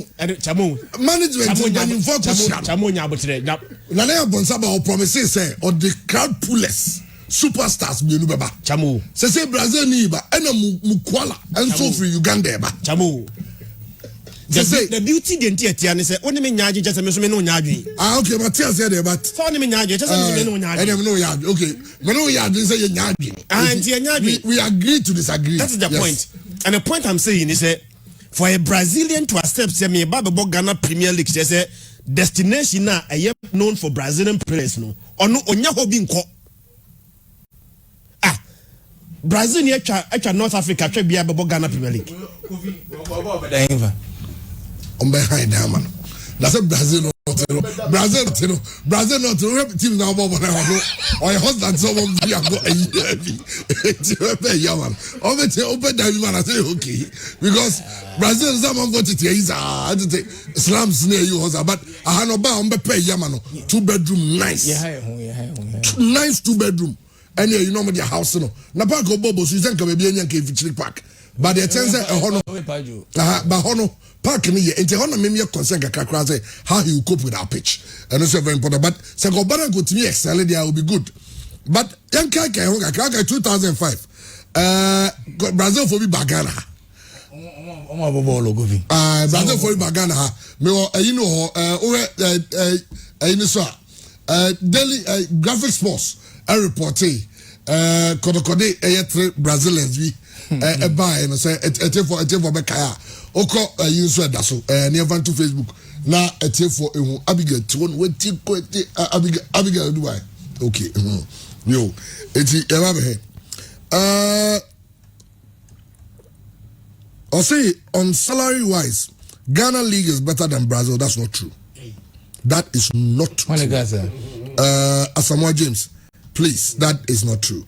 Brazil League, and I'm to be taught Carlos Tavares, $23 million in the Brazilian League. Says Cano, or the Magana, better talk your teams in better to Ghana League. But it's the richest league in South America. Yes. What is he talking about? Yankaya 2005. Konoko outdoor Brazilian players. Name and Sawi. Go from and Sawi buy. A check on a month for you was on Equatorial Guinea. And on buy. But the ten say where we are different. Oh, way 2005. And 15 years on. New management day, but Ghana ko anymore. First now this one here 3,000. 3,000 30 pesos. 30 pesos. 3,000 cities newspaper. I don't know. Is it can in your cry? Well, Today, Basso, never be share and some Abrantian clubs are one son Bobo clubs, but Bahia, the Premier League club of Brazil. Botafogo. I didn't visit the Mocha Brazil for some dinner. You will shouldn't buy Brazilian hair for your wife and girlfriend. Victorian Adebayo came from Niger and excelled. Why not give him a chance? Okay.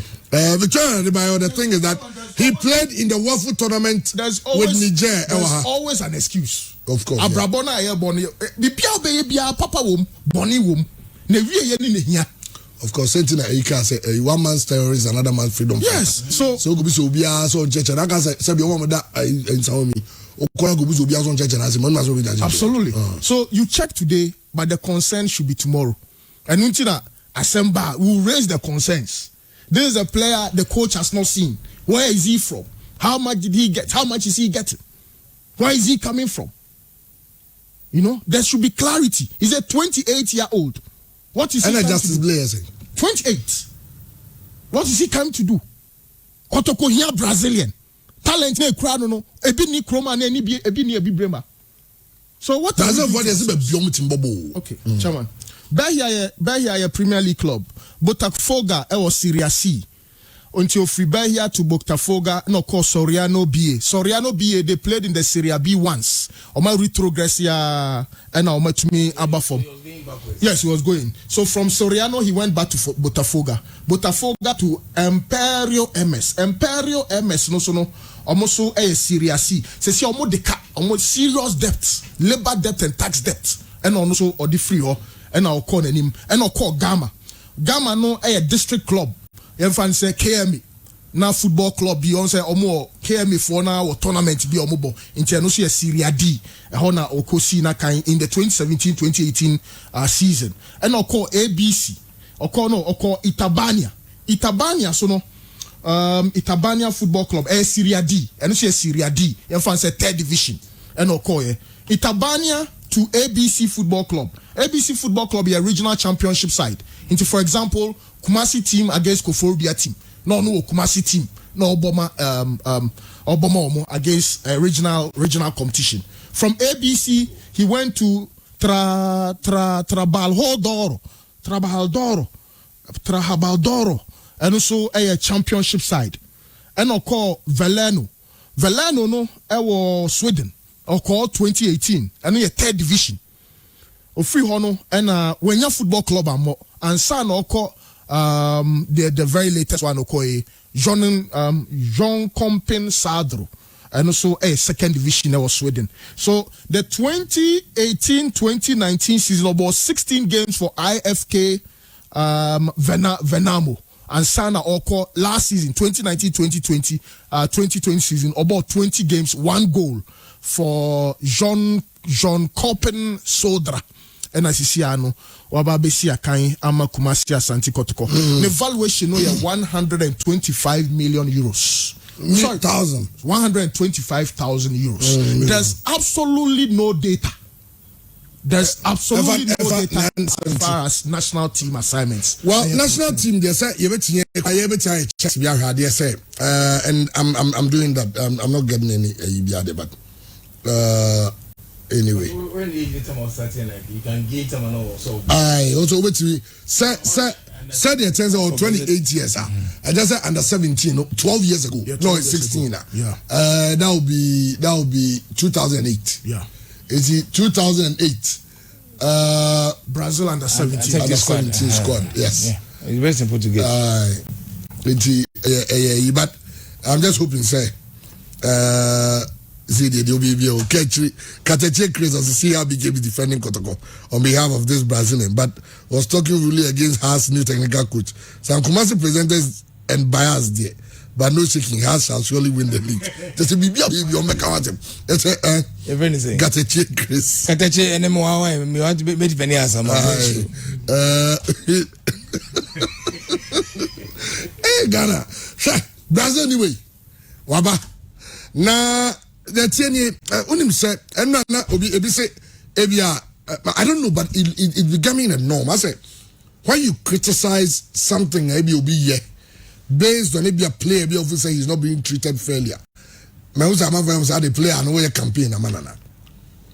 It started with Felix. Now, and I am just hoping that won't be true. And I won't put it on radio, but I want to do my investigation because there are 4 people involved and I have to ask all of them. Many one player, I don't know, I can't confirm it. I want to ask the rest. Clearly, there's a problem between Masoknodu and Felix. He just doesn't like the guy. But as some Nankasano, and I'm may find it out. Now, the issue about Agyei Bedu. Agyei Bedu's contract expired in May. And on money a COVID test. And I'm saying, pre-season. And Agyei Bedu representatives say, play on the contract, and you can so call pre-season. You sit down with the player, move renew contract, then he is your player. But they say on the contract that we don't man enko. I want to coach you to say any I be ho. Now quite sad man, but do some be justify. So say a new say ban say maso baako. Korokoneno kasa so mo to ne salary. On sign new contract. But say obedi signing on fee. On not ready for any say I'm so most spread guna na also on di. Or signing on fee because or so the BB. Next week, you are a free player. Oko free. So say, under 17, idiot. If I say Karim Zito Frere boy, see 144. No, I'm saying no be no Kobe. Any baby. No, they shouldn't deceive us. Absolutely, Right. absolutely. Right. It's not right at all. Apart from under 17, but under 20 so can. The data be any baby asa. Oh, why are more for respect kakamaye? We are not for. There be no wabo one match. There be na make us say yet to some friend no and say be a big pool 14 140 ah so no ako odo kan TV ho o ka Brazil under 17 ho yeah so one cash squad don for tournament go win to me Ashanti Kotoko wabo so ko agobobi abo under 17. As I say, currently as it stands, I boy. Now they tell us they say Wahab Adams. Say no so you say Wahab is gone. Wahab is gone. Godfred Esiama is gone. Godfred Esiama so omo Maxwell Baku salary from 2,000 to 3,500. And Maxwell near branch any share. Maxwell all the coaches say share branches at least on signing 1 year. But it's evident, Maxwell, I'm saying, I don't know, but a lot of the boys don't trust him. Oh, they don't trust his word. Oh, sign 1 year. Now, boy, now, kai, you know, Maxwell, what's happening in Camden? Players need be as in fact, some of the key players feel, man management. That is what I'm saying, also, I think somebody, Maxwell is getting too much power. Dangerous. Because players need to be feeling say was a sudden call for the Mabo Bono. And yes, silently on no more bono. Because do home feel say and obviously spirituals as I say okay and rana in be feel say as a the player down for now okay man and Abibi. Agyei Bedu is a player about how many matches? 12 matches out of 15. Yeah. In fact, matches are missing go be near suspensions. Yeah. No, Chairman, the bottom line is this is a player who signed at the age of 22. About 2 years, we do 25, 24. You'll be 25 in December. But you go buy a player who is much older than the age 25. Only my son, the number. The master of the year, who say, Agyei Bedu, Ebeko Portugal, or call Rio Ave, or call sign contract to Hop, Akobo, Kodoko Nyakapre, 1 kobo, and go to account. And he's going free. Doc, my boss, this kind of situation about to come. You hearts of so. And I make hands when I say I go to assembly, I make an image and I has the mystery. I don't has no through. Send me TV. Could be also so. Can one stick it to me? Can I be the I'm interesting. But it has near we has near you feel it too. I'll go for coach. 26 matches. Don't can you wrong go? What we are canon. I said Brazil ni kwasi ebusa man for some 30 ebusa omu hu no wen wan hu no go fa ne bai o de obi nche se bia ye go hu no ha ana ye shia no bi na ni video bre e na ehwe ene ye wuso ya ade ne sign no ana se de ene obi abeso hu almost sign Brazil way no based on the videos they've watched na se ne sa na nyesa za na ana so bi na edi no wadanse na sign no na bi sha nka wo se coach na ni hu ana why medicals o ma hwe ni kotodwe mu ayese o fit so mo dia babo nti se dagama Fabio Gamedi ana oponsa okay enti Doc, I know now. Say how's for coach Oba Africa be coach St. George's for Ethiopia. About 4 matches. Or lose 2 or draw 1. I know the winning one. No, 4 man compam. I know who coach under 23 and 23 go coach 26 matches. We win 4. Or lose 11 and our board draw 11. Now for we are no say me nka ho asem and I when I present us in there Agyei bia baba we are the papa be no ho adamu ntra the papa ho na mo kan kire ne nka wey coach no fine ebia ne tibe ye do dum ye na so be boa na ye adwuma na because they say odum no na dodo na be gina so odum ole mu be ba odum oil license A CAF license A any CAF ni pro license on David CAF license A the kutan to a very qualified aye eti ye busa say ye de kala no na ebi ne kin fight as making kin fight the extra coach ka 150 million so 150 million be twa den 30 ka oko ka laji guza so be broni se broni na laji abobo no abobo 6 matches no win bi o so broni nti be ye ezo bibi ni enka laji de gu no so dressing room. So what is happening? Asafo no ansana Dr. Ebeka no. Mame ma wade si wo Mauritania. Mauritania for Tuaba, omko elections in 2011. The microphone here Kasabem. And omo yi omo FA president. Papa your friend Oud Yaya Ahmed, FA president. Chamo ye Tuaba man as FA president no ba no omo league no 9 teams. 9 teams with a Mauritania Premier League. And according to the report I read, Arsenal League no doctor na erratic. It has to be erratica. As it me ba do be near Agyei, be 3 months later, ni abeto so and no buy. Pure FM. No din 9C form. Some na Mauritania about just one tier league. Only second division, only third division, just league ni peda no mobo. But doctor do buy any say. And now we know because Mauritania League na 9 teams no. You are promoting from 9 teams to 14 teams. But there is a demand that you need to satisfy before it's Mauritania Premier League. Chamu Mauritania ya. Ansa na you be register o. Say wo bo Mauritania Premier League and another second division no. And we say we seek the accounts minimum should be $78,000. And the Ghana nga be bring more. $78,000. The idea is that say only $78,000 are untimi for mu team entry place ka. That's what I did. That's the point. So Chamu, and I know he said this preparation. Let's go back to Nigeria, Chamu. Nigeria on him say as at 31st December 2018 Nigeria for 80 banks. Banks maku 80. And I'm not say Nigeria for 14 banks.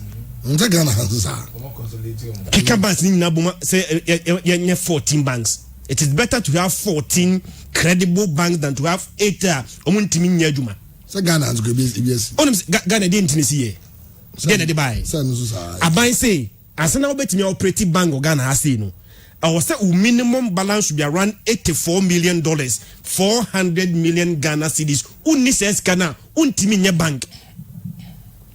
And how many banks were consolidated? Mekai say Base Capital, Unibank, Sovereign Bank, a Construction Bank, Royal Bank. No one to meet that demand.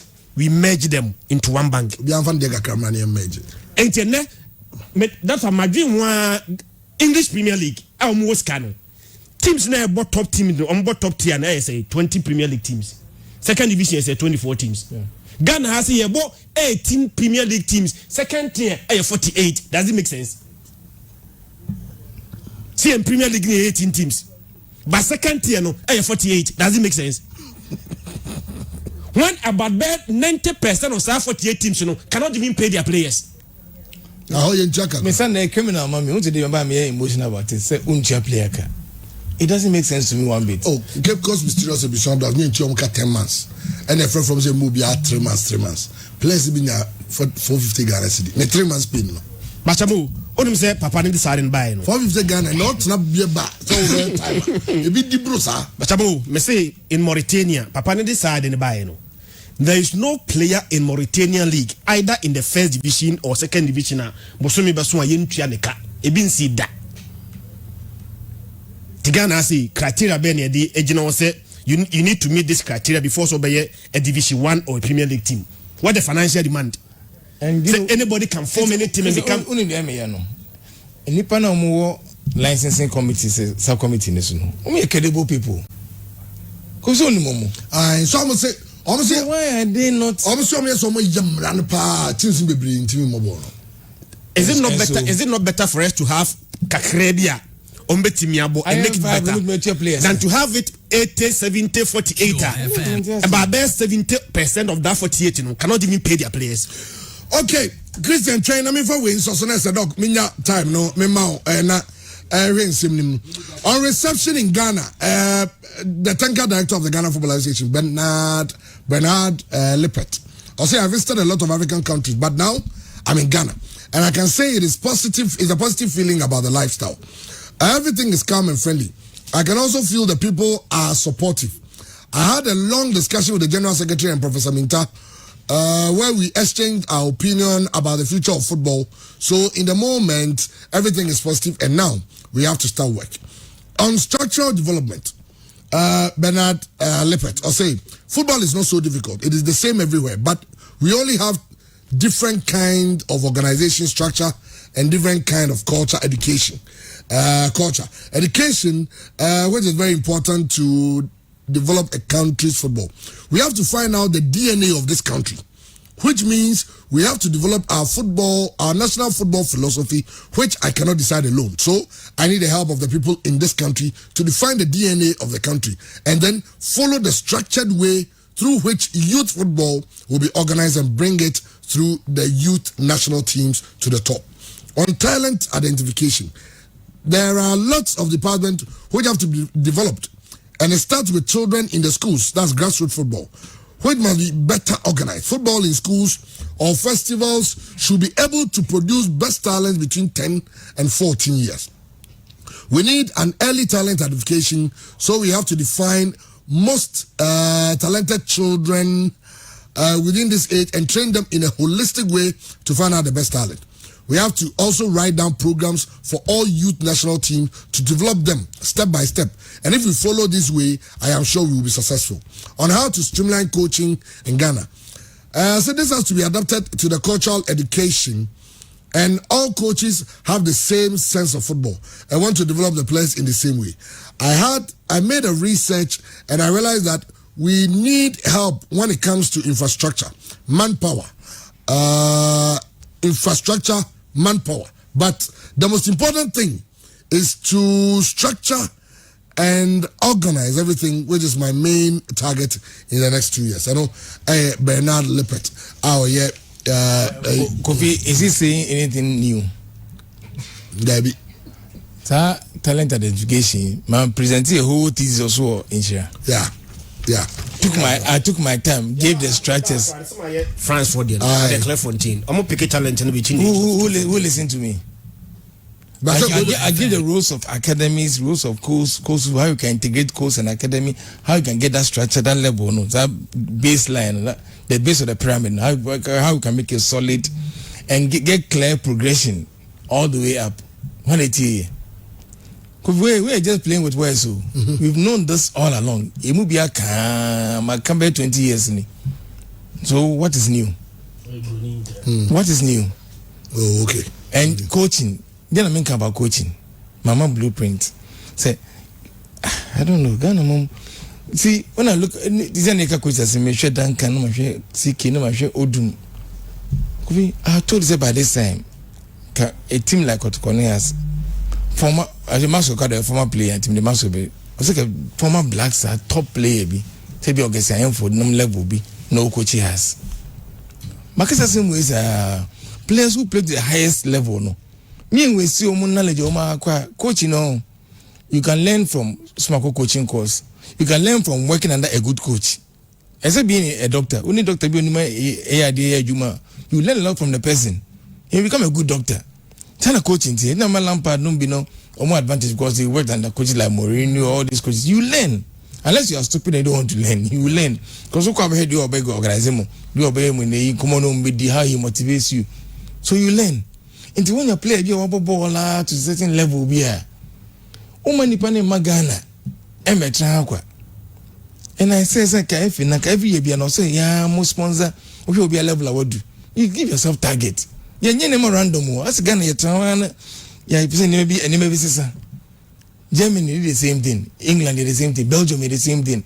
They target say we want to produce, let's say, 200 or 400 coaches in the next 2 years. What do we do? Let's recruit all the former blaster players. Maybe you're more interested. Don't be interested. Just encourage them. Training, no, and do you want to debate in Ghana? Then it's cheaper. You can organize a course here. You bring a FIFA instructors come and meet them. Almost every man be a new instructor will come. And you can structure the course that you within 1 year, no matter cover all the basic exams they will pass. We send them in the area. They get a group of highly qualified coaches.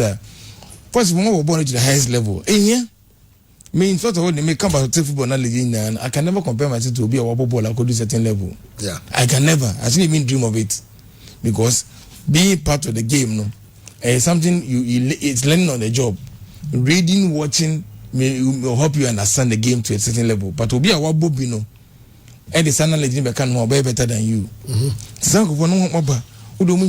Then you the FA. Unze, Tamania Sports Council coaches, no. Naman for TSC. But it was a good idea because now abandoning say coaches no abandon also Chiomoka. To all those coaches, some do CKJ, they all Sports Council coaches. Yeah.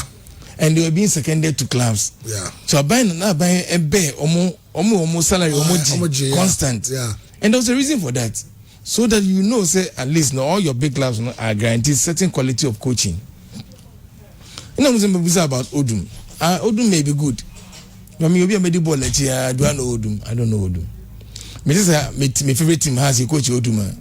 Does it fill me with a, I don't know. And to say probably I can't judge him until I watch Asafo play and see say needs the effect of Coach Odum on the team. But I'll say he be a very I'll say he strategic thinking. Yeah, players be because luckily your players be echo Europe. Early parts, Afudo Dunmani, your champion, all those boys, no. Yeah. You say our champion no Olympics or ever. Your champion, Oko entire life, and as Oko Elmina Sharks. So you see, Obi like your champion, you can pick him level what do you can build on his level, but no could do certain level because you see you investing in our people. So people blast we maybe see the same appearance. I don't know why you manage coaching, uncle coaching course or that's all. Obi our captain blast as you World Cup, couple Juventus, under wonderful coaches, Conte, all these coaches. Why not slow? That's the number. And they say so a team is so a day you play liaison thing. One year encourage, 1 year funding go into coaching. Uncle attachment so say they appear Juventus on my attachment. You didn't reject him. Kofi? No. Did Juventus reject appears of coaching attachment? They were sitting with open arms. Why the young planning in your side doing any way ban or Casimir train? As well, okay, I will be a chance so Bonnie Ben or Becansem. Bensman movie because it is the it is the basis of football. It's so basic. 1 year sign way you can't develop football. If you know I mean come on some nine there. What's the mention and some me accumulate over the week. Over the discuss some way. If I discuss me this week me day was Professor Chumesi. Yeah. 20,000 or they buy you know. Some better clubs and any more reaction when you want to add the I mean no money mystery but I understood him. Oh okay. I understood what he was trying to do. But only framework not the edge man. Let me explain. Me too much as do me. Baby I make us say studio away. Gobi Christian de pan here where you may studio. Oh, 20 run. Thank you. Where you men can be a microphone. This is what Okaseguma. The otifino obeti. Yeah. Some microphone a defective. The obekebiano, the otifino on. Yeah. So from the microphone now could be a transmitter is an but the basic one here, the microphone. Yeah. In the station here, climb 40 the Okana, also invested well in the microphone. Pure FM. Because I'm 2 TFM cry now TFM here. Sound in the cry no. Clarity now so unya. Inti also invest in the microphones. Football, your ball park so. Your ball park so. Ghana, ye lucky say naturally you're talented. Teach me book got a inside na ni abo could do baby. A corporation de koto park so yet me bo. But I say bona yet me bo e kota papa na. Imagine say Kenya park papa tamani e 4, 5 years, 6 years na near bona. Imagine your technical ability maybe a beko. Okay. It is 11 was 60%, the equal 60% now. Your foundation here, the equal 90%. And to start to doing football is the pitch. Pitch never was born. Not necessarily a stadium, because the Macanya Stadium pitch Nankas at the boss born. To have a grade A pitcher a work crabiasi. Pitch Nankas and then you meet from one mini permanent and to it a green gas technology. No, Kadomi or Babayara. So they are laying new drainage pipes near there, and I felt sad. But no near issue, and I may be discussing.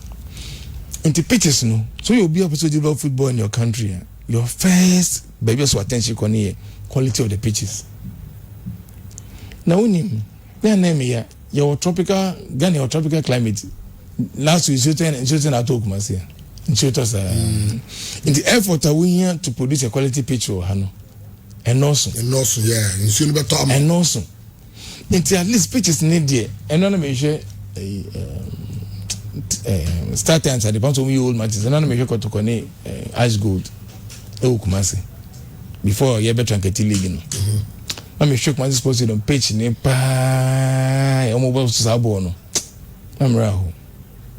Kotokoni ice gold. Top liner, panel pitch on mobile subo. And people watch this and they are comfortable. When in time you have a chance to build stadium, any training pitches, Pure FM. But we do know why training pitches in all over the country, from Tamale, Sekendi, Accra, Kumasi. You did training pitches in your core education institutions. So, what development? Twofold. Thank you. Okay. It was twofold. One was to help them develop their sports. Okay. Number 2 was to give direct supervision or maintenance to the institutions. Because you're school, that school for no. When you found better, I'm so proud of the school. Me ko prempa check akra. Me ko poko area. Do mo maintain the pitch no. Ko fi be sin there. It see a green, smooth patch bia. Dressing room say more money stand no. Omo paint ni na dressing room is still neat. I got the far better because the professor that okay consider corporate no can TV na omo ye Titan tracks in the car a first class pitch. And the idea now those pitches was that the best institution because the fancy came in here pitches so thank you. And you plan ahead. You plan on you never random. You think and say, okay, please I may spend this guy. How do I ensure that in the next 20 years now I'll come back and these pitches will be maintained? You have go Prempe, you have go West School, you have go Pukuari. That school now only no more maintaining Sunday me. And you see stadiums here, you know. It was a huge debate too. I call back and forth. How do we maintain world class stadiums are here for country Isipon, Tamale, Kumasi and Accra. Before, 2 options are available. Option 1 was buying, meeting the state school, buying through National Sports Authority, and so. No more, no more maintaining the stadium. The second option was privatizing, and I private. Public partnership. Because Wembley Stadium. Obia Tigana to Wembley Stadium. We say I buy Wembley Stadiums. Banya Baneso. Your Wembley Stadium Corporation Company or one mom negoso. They run it like a business. Almost transfer every year. Nobody says this amount of being here £700,000 to maintain Wembley. Where do you get the £700,000? Maybe English national team will be 5 games for one. We will earn this amount of money from it. And women's team England will be honum. Maybe any say unity FA Cup, Nigeria FA Cup semi-final crack. That's one of the ideas. Okay. Also, the old Wembley near more FA Cup semi-final near West Aston Villa for home near Old Trafford on the semi-final FA Cup. The final opener near Wembley. But say FA Cup 2 semi-finals near Wembley. Near final Wembley. Near Carabao Cup finals Wembley. Check a trade the cup in the cry. Some of the finals no. Some of the Wembley. Okay. All because they want to have a minimum certain amount of games. A big guarantee amount fund to be. To me, yes, I figure in the area, there's still a deficit because maintaining Wembley a big stadium. So what does they do? Then they come to look for other activities like boxing, like especially musical shows. Our plan is to be a million severe count. To budget, statement now. I don't know. They make profits. So they don't break even. No. They make profit. They work to make. They are making profit on the Wembley Stadium. And to Wembley is yours, and there's no way we do it sometime. Biniaka said Wembley editorial could level be a. I think the eco physical. Say you must be see. Abe renovate. Abe sees. Abe sees toilets. Abe sees way. I mean, it will never happen. Pitch, you know, Wembley pitch. Almost every 2 years, they relay the new pitch. Into also, you know, that discussion. I don't say it ended well. How do we maintain that stadium? See, yes, if buying more say, obey maintaining man as well, obey do baby or say or repair more to the extent say the cut of the cost of Sky DC Stadium. Discussion go back and forth. It was never settled. I'm telling you the truth. It was never settled. Okay. Agyei man say the sports council for any more to more here so. But me we na say that part na you taking no. MY. Because we name that will be American because you know acted nobody that make one supposed to know. Oh yes smart too. They be na Stefano Kajem say or one of the best in Italy. Because or buy how share baby a stadium need see now stadium is here. Who's a normal usually local about stadium see and ten. I will ask it more. But when we be supposed to them see that's right in the middle of the city. And make it the stadium the entertainment center for the city. Because a primary or film. I said the O2 arena on my own. Or another come back in. Enti. Yen say, Yenfa Wimrim. Then I come myself up. Obi so on stores bar. That was the stores bar stadium. Enti even Heroes Park be a debate. Heroes Park we be divided on home. Okay. We say the training pitch. Ebi say kumasi de ha na ye kase o. Enti eden a ye ni kwa de ye tetimi nya ye o honom. Enti o design said you know with the aim say after bibia no e be self-sustaining. In no building into the stadium 2 very big restaurants. Oye gym room, oye clinic room, oye cinema we na because owie no to make it many function well.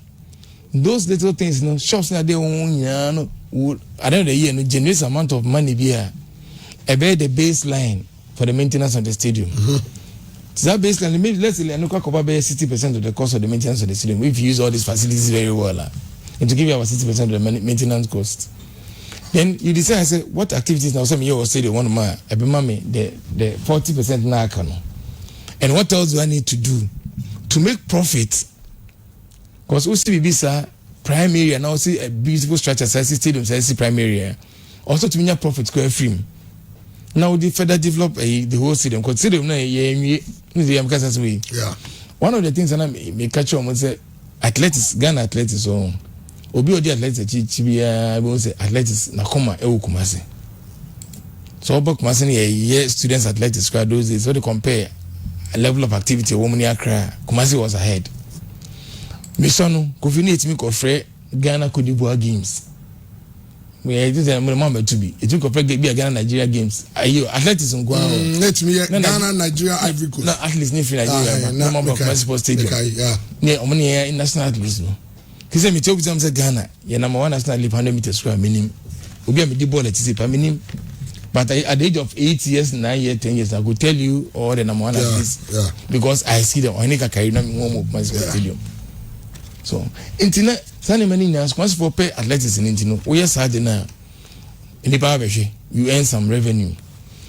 And they will say also Tatan track ne I qualify for every athletic area with me I qualify. But they are trying to qualify for international and they say you be warm up tracks.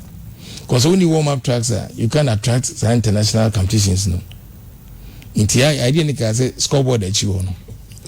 But you will develop one and I Tatan warm up tracks. Yeah. Come we warm up no one we are no more the main stadium so that much supposed to do because across stadium Tatan tracks be any yanye athletic ring be home. So come becomes Ghana. Kofi from 2 years in there. International competition be ya hold athletics of Ghana. The GMBC Ghana's fastest. So enti unsa strategy no enti you complete that strategy na no afford decide okay now back to my main clubs of Kumasi Kotoko King Faisal and all the other clubs because we see stadium ni so na clubs no essentially na benefit here then what's the purpose and na musa na obi aye emotional but then any every project church so no say so overcharge na clubs no cannot afford to use the stadium then what's the point of the stadium yeah so if you put all the commercial name aside also making enough commercial money would be pro bono baby be somehow you may look like you are losing but you are doing it for the benefit of the people in the city. Send us quite deportive with my book, my sports stadium. Also in such a way, so you go and make your money somewhere through some other avenue. Unyas can you not the best support too. Yeah. Can face a honum. And I got to God almost until they can manage. But second phase will be deportive will be another near that smaller team here. Also issue stadium. But here is the case, professional machine or any books in the man. Only Sikabi or the best edgeman. So and he or can say me a man to suddenly he team me doing can do it. Cleaning the stadium no. Coffee. Say about 1 match yeah. Sky won't here to clean up the stadium no. It will amaze you. Huge amount. Because Zoom Life on the high the machines name but what's the country near cleaning how much we are losing for just cleaning no? That's the cost of running it is very high. Do the professional say only side rates are from be issue see the charge you to make enough money to maintain the stadium and the value is not the man son of the man. That's why I say I don't blame him because Onono was dealing with facts and figures in front of him and what that's when the calculation says man need 20,000 and I'm a new way. I can't raise enough money. Because 20,000 or Jigovi, say, Bibi say, musical concert or stadium. Now go clean here. So 20,000 or GN. I'm telling you, you use about 15,000 to pay for the cleaning. Yeah. I'm telling you. And son, I will let you see people cry, baby. Inti, so calculation on no way, no this high figures nearby. So he wasn't wrong. No, because say, now, also, we come, no, my emotion, we can't be chair now, come. But I'm glad the ministry called him and told him the stadium no is a commercial entity per se. He has to serve a certain purpose for the community. There should be a benefit accrue to the people who live in the municipality. In Tinipano Kumasi no, they should get some benefits from having a stadium, municipal stadium here on their soil. In Tokas can face and bet here 20,000 and 15,000. I'm over Honoma. Kipesa no kai bobo in it in a school and the coffee 2,000 cities. Now we don't be chess we. We never 500 is kind of their coffee. So meaning say we have to go back to the drawing board. It's never too late to you waste some maintenance somewhere here. They have to sit down again. Think properly. No money how they can make money from other sources enough so they can perform the role that they're supposed to perform for the community. San Siro, when San Siro emphasis Kumasi ke media San Siro ke media omo kemi na San Siro yomo dia and they rent it out to both Inter Milan and AC Milan. Omo nim say social responsibility be omo ye ntino omo in charge the clubs no commercial rate be affect omo sika omo nya omo just a token. But we koye any other thing on San Siro be a musical concert be there no meju full commercial sana sa kraso je ne kuma so de me and moreover so the aha me kakra ne say there are certain activities that could say you free across so the new sports stadium, and that was one of the reasons why ye running tracks no if you across to my koye or elwak so okay because wanted to take athletics away from the Casper Stadium and make athletics in Greater Accra I work maybe no or say Ankalebu na ye for training pitches no although you hand over no yes suggest to the schools in some try no money running tracks no omonye tartan tracks no but go tartan tracks bono unless old boys need them so old boys are memoria then it has to be the government or so your mom. In the say tartan track will be a Wesley College in Yabako Prempe in Yabako Wasa give it me Intercoffee Stadium. What I say? Yeah. And then a damaged stadium in 10 with me be through in the Intercoffee Stadium Commercial Stadium near the Kobia this year Prempe next year Akoyo was maybe Akoyo Paju maybe Akoyo Westco near the Corans. It's start thinking or say strategic thinking. To obey city one city on this pressure on the stadium no be buffer.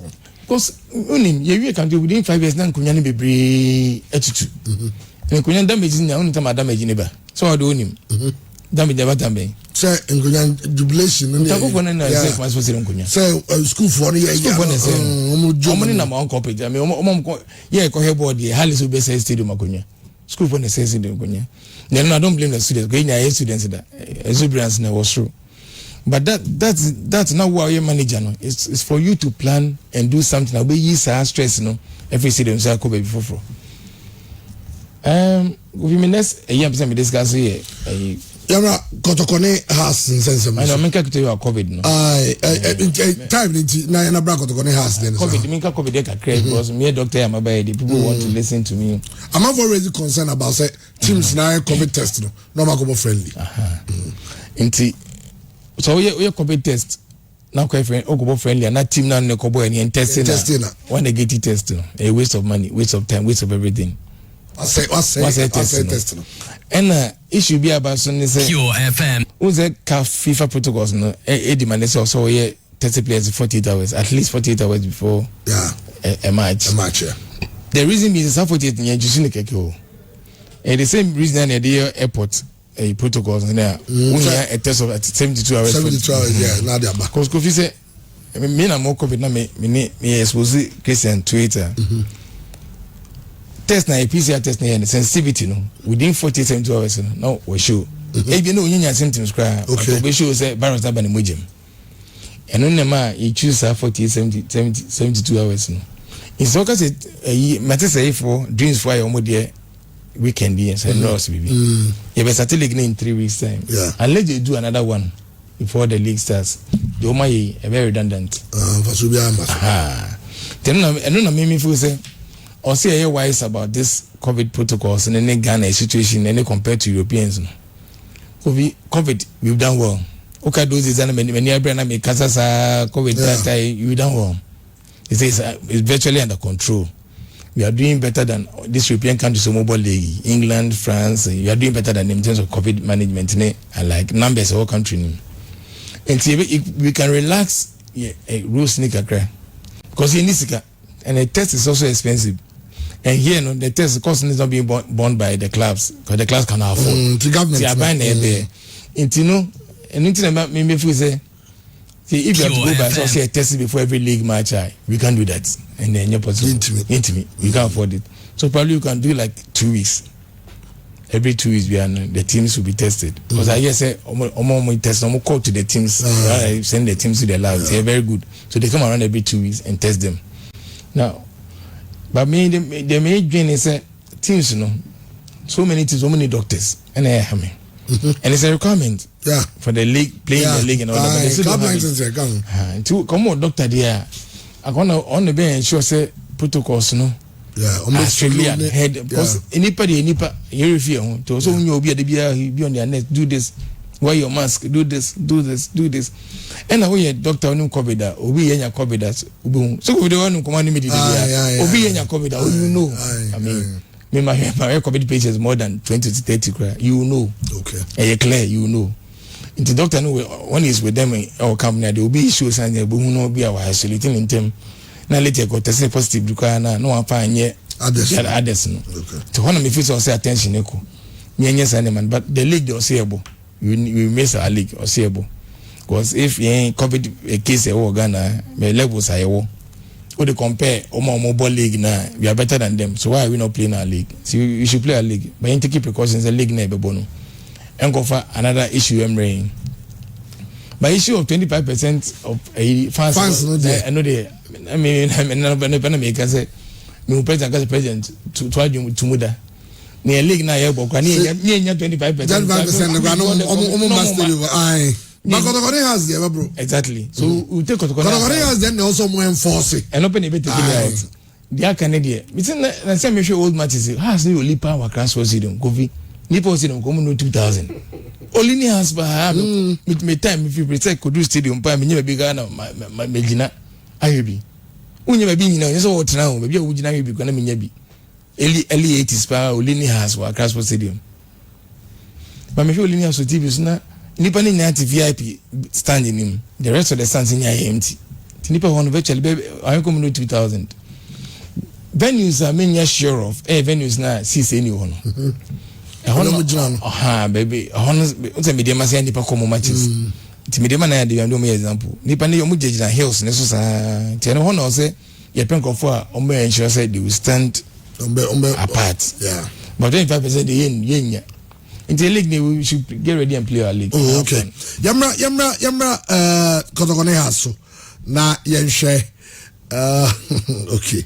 Obviously is it a crime? See Jeff say onim say a crime for a Brazilian player to come and play in Ghana. Well, and the circles meet me no. And crime but people are Obi was concerned about quality or labor. Sir, if you are bringing a player like this, let's imagine you are even spending $50,000. Then why not go to probably Nigeria? Why not go to Zambia? Why not go to if it's about bringing a foreigner? And why don't you look at the quality? If you are bringing from a Brazilian and I say, sorry, from a Zambian or a Nigerian or even the African terrain, I say, and it's hard. Maybe that's the level. And I'll be free. Or no air. Say, and Brazil need power. The quality was wrong. It will be difficult to get that player to come and play in Ghana. And also we say about say why the sign coach no really tapes into no sign no and as obia cost scout no and or the neighbor and those are the questions we say Alibia then we look at who say Otuvo can say moment sign player anopema kunto kwa wi the same thing na mo beka biom makunto kwa pa no pain unim nyame amame adoma chede bi and government me player in them let me go to my say yeah me kai first am hu kotoko goalkeeper odum yeah no how many school year Asafo about primary school sa baby esi mosque na pitch labor runabout and na pitch sorry cement your boss runabout baby esi mosque esi na pitch o na pitch that was the pitch I mean Mohammed Odum omo bobo be ebo penalty the boss to ye the boss to honum Kofi Oche penalties in the 4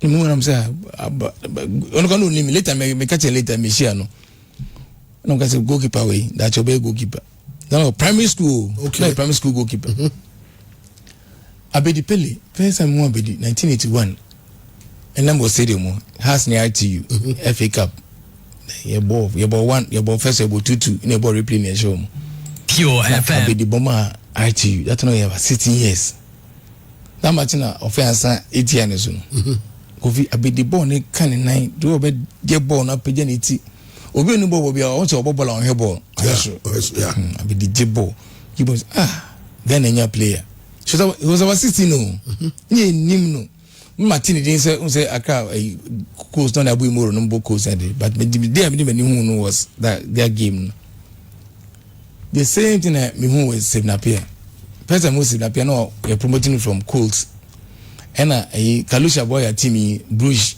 mobile Toby or Ghana on the ball Kotokonombo has only has number stadium na Sebnapia ball by or chest ball control rooms boy only bobo that I know a barely about 15 years square small boy so feeling no so he ball dey be me show ball la me show side no ina me ka say time me ko share because of pokunti ma me ko share kotoko matches sa Emmanuel Jemfi ene maso e baako sa wing player na mo bono kotoko timisa send sa wing player for 3 seasons ka do take kotoko fa em yase maso baako nya sa injury no yeah and from there ne bobo obi onimbo mu bia huma so ka maso ko ni bobo uye coach ka tell so ni bobo me nyu need because he has all the attributes to be a good player.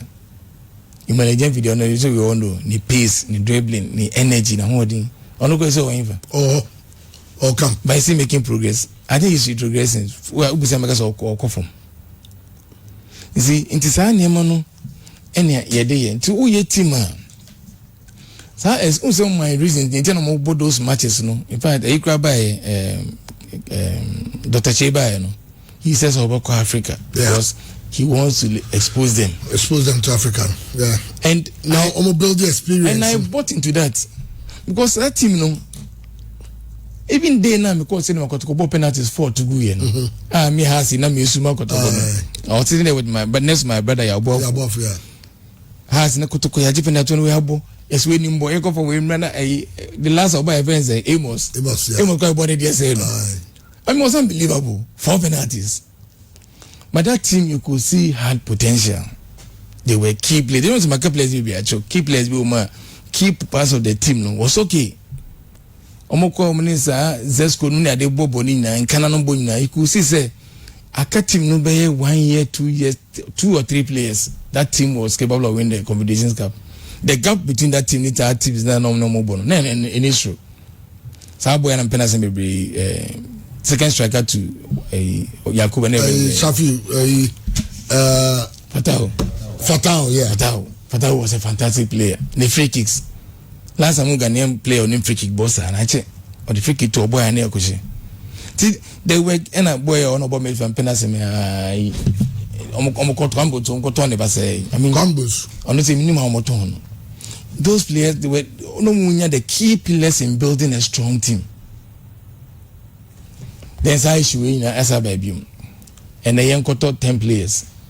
And then me pay say, I may probably better me team. If you say baby a team B, a top players 12, a top players 11, a top players 10, a top players 12. What me build the team there? Me who be that? Me started Dibolachi for 1970 whatever. Me who be that? Me per debut better say team when I BBC out there successful. Because football we all know you can't try say teamwork, but it's really teamwork. If you teamwork, yeah. Also, money pattern and media parks, or some team wants to the sense that you function as one. Yeah. Into so be paganity. So be paganity. Could be no never see me paganity. Means to coffee cosepe so call days I see man for born into. Because Oboko baby on a dependent, you better con the 2 baby or corner. Dependents will never know baby or yeah. No question. Then that makes your team work. And you need to build gradually. Now you keep adding few players because you go team one be still. Yeah. So you add there 2, 3, maximum 4. And players now don't matter. So you players are mobile. I best starting. So now we build the young ones in the background. And this our team no more you know. Now after that season, now key players in they all went away. So all of the minutes you are coming to start afresh.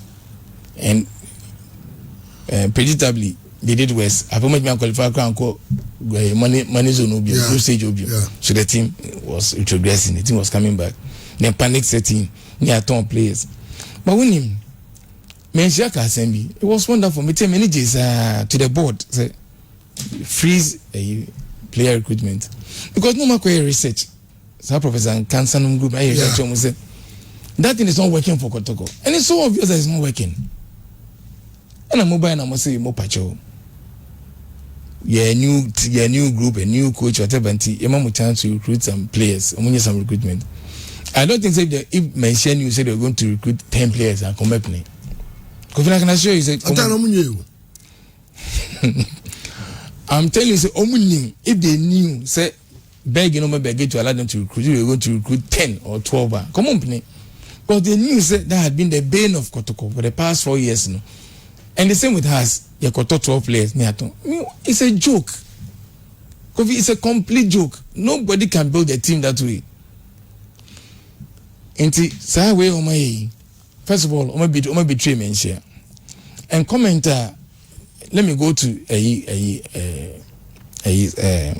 coach Marcel Konedu. Because we coach a team like Kotoko. Now, what is our idea no? Of maybe I make me place never coach here. Now we the team now, bro. Because Kofi, I can assure you, say, oh, Maxwell, I'm not being a prophet of doom. But Kofi, I'm not sure it's going to be a Kotoko after 4 years or in the next 3 years.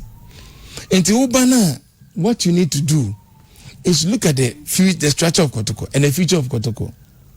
It's a fancy building and a yesi. Oba Udu pieces a be shame.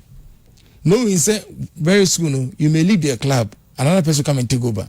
That person also come and add on to the structure. And then finally you get the building you are looking for. But so Uba, now but two certain players for the past 3 years, I'm now holding Kotoko to this level. And you're not comfortable with them. And it obviously is not comfortable with them. So you bring players, so-called players, your players you know. You don't be good team as you said earlier, no. All players will start feeling say Nipa Wabe. He really wants to come and use his players. Which is wrong. Yeah, middle clubs who used to players the next 2-3 years Pamua who players are what they buy, no. What do you think will happen to them? So almost to be so bad also the players about. I hear music artists. Now a joke. So Kotoko becomes a joke. But over here now what do you say team and better yeni. Yes, I'm going to for Cosren. I don't do some talk a crave, no one talk but the best. Oh, it makes sense. A crave, you're just like a crave, but what they like a crave you say it makes sense. Mention wise. They've seen what has happened though. Yes, I'm presenting a mom every year reports. Say a Dr. Chino report could be there. So how much they spend on player recruitment and how much they lose. And know how much they learn how much they lose on players. If they claim they don't need you, if you don't need a player, on this card, yeah, Socrates in Napoli. Yeah. And yeah. So you don't just throw away a player say, me peno, maternity contract. An example of my contract or you look very stupid. The same credit and you look stupid if you go to get a contract or $100,000 contract where Kotoko share no, Kotoko lose. All because they say on penny way in that's not prudent management. Yes, and they build a club. To me, what is really going on. I hope some Menchia will call them to order. Call them to order. They have a meeting with them and tell them, say, this is the reason why I can't say we are freezing recruitment. Few recruitments are few, no 10 and few 12 and few go Pure FM. Then I say the beyond time say talk basina or mobile PO has. He has been betrayed by most of the CEOs who are appointed to him. Yeah. Because he had the financial backing. On your beer to ball management. I say, okay, Maba, help me make this club a great club. No, first you. No, Chamuka can say, no, Mamukas. Moba, Makuriku, I ask her to recruit by 14 grand. More recruit 14 a year. After 1 year, how do you determine? So, player, what were recruiting 2017? How do you determine by 2018? Player near bad enough to be discarded. What that means is, why recruiting in 2017? Now we need the way. Yeah. I'm telling you, so called recruit to player 2017, 1 year. Not playing good enough. Cannot be changed in any way, cannot be modified in any way by the club. Now you decide to discard that player after 1 year. Now why when I was a kid, it's about time Togbi say he's lucky. Now I think he's been advised. I'm happy since Adam can say the greatest achievement in the last 10 years. Hey, put man on the magic no. No, it's kind of wasted was the last 5-6 years on players, no. Kofi Banaka put my do baby. My last point. Nana Ponsa. The background, you know. But it looks like when it comes to sponsorship, the partnerships they are doing well. So far, when I don't go next level, we don't know. With high sense, but you don't know the amounts involved. That's the thing. It looks like normal. And I don't know also mobile. I don't go in for Hassan Kotoko. Yes, for Hassan Kotoko. High sense will do it for Hassan Kotoko. Yeah. I don't know yet. It doesn't make you special. Oh, okay. Do you understand me? Me, my advice is say, I do kind of go. I want to say, oh yeah, Kumasi centric. Say, Kotoko circles. No check Kumasi. What do you say circles every Kumasi? I say Wakra. Kotoko. Kumasi Santi Kotoko. Circles every Kumasi. Say leadership in national. Nasa chairman Wakra. Vice Wakra. Why any Ashanti regional meaning for one Obin search. Obin. I can tell you been sidelined. And that's what Tiada. Oh, what Tiada. One. To see circles, no supporters head, every Kumasi. Management upon them make in Kofi. Management for Assad now, any Kumasi. Do you agree with me? Yeah. Management, any Kumasi. Why should that be? Why should that be? Why not a big club like Kumasi Santi Kotoko? Not team near base in Kumasi. Not Kumasi near village. Anybody working. Imagine so imagine I point to be some CEO of Kofanochi. Or say I can't meeting. It may cry. I had more community. Over the plane. Can you do this give it to that person must relocate to Kumasi. Even transfer code to Ghana, you go and relocate there. Do you know why they do that? Because we CEO or a hands on. That's what I'm saying. Kotoko match somebody in kind, Entity. Oh, okay. The first could be able matches Accra doesn't mean Kotoko has been moved from Kumasi to Accra. The club has been moved from Kumasi to Accra because they are playing the matches in Accra. No. Meaning the only way Adako just help me Accra. Container you almost say mainly for them. Ombe Kotoko offices, hostel facilities. You know, Ombe offices. It's a training facility now. No, my training facility no, but in terms of administration. And office, but the office in the call. In CEO office, but aye. Director of marketing office, but oh, the boardroom on the board meeting. Aye, Sanum Mukano. Could be Sanum Mukana, another son of Beho. Sanum Makan, yes, I know more. And some some can say a very short period. Aye, CEO, no. If I want to talk to the CEO of Kotoko and I go there, I will see him on the office. Obi about to administrative manager. Say CEO, your administrative manager. But you know who's a CEO? Aye. CEO on your board member. People are making this simple mistake. CEO on your board member. CEO a hands-on. Yeah. On your board member, Oba for meetings. CEO, we will be a running club. No. Board member, they would my and require board member. How many are your board meetings? You can join the board meeting by Zoom. Yeah. But CEO, we are hands on. Tomo a CEO, no, so will be. You understand who's a CEO? Also, will be you should be there. Tell him what it also on kind of decaying first. No reacting, no EBB. No, also to former. It will be from players be near a year. No free coach, no. Was a saying also coach interaction with the players. Yeah. Also maybe. CEO, me CEO may say board chairman no. CEO your board chairman. CEO a worker or you will be away at you. Yeah. 7 days a week. Maybe I will come in because of the but I'm pleading with Kotoko. Circles, you know, or say back to Kumasi. We know how they will do it.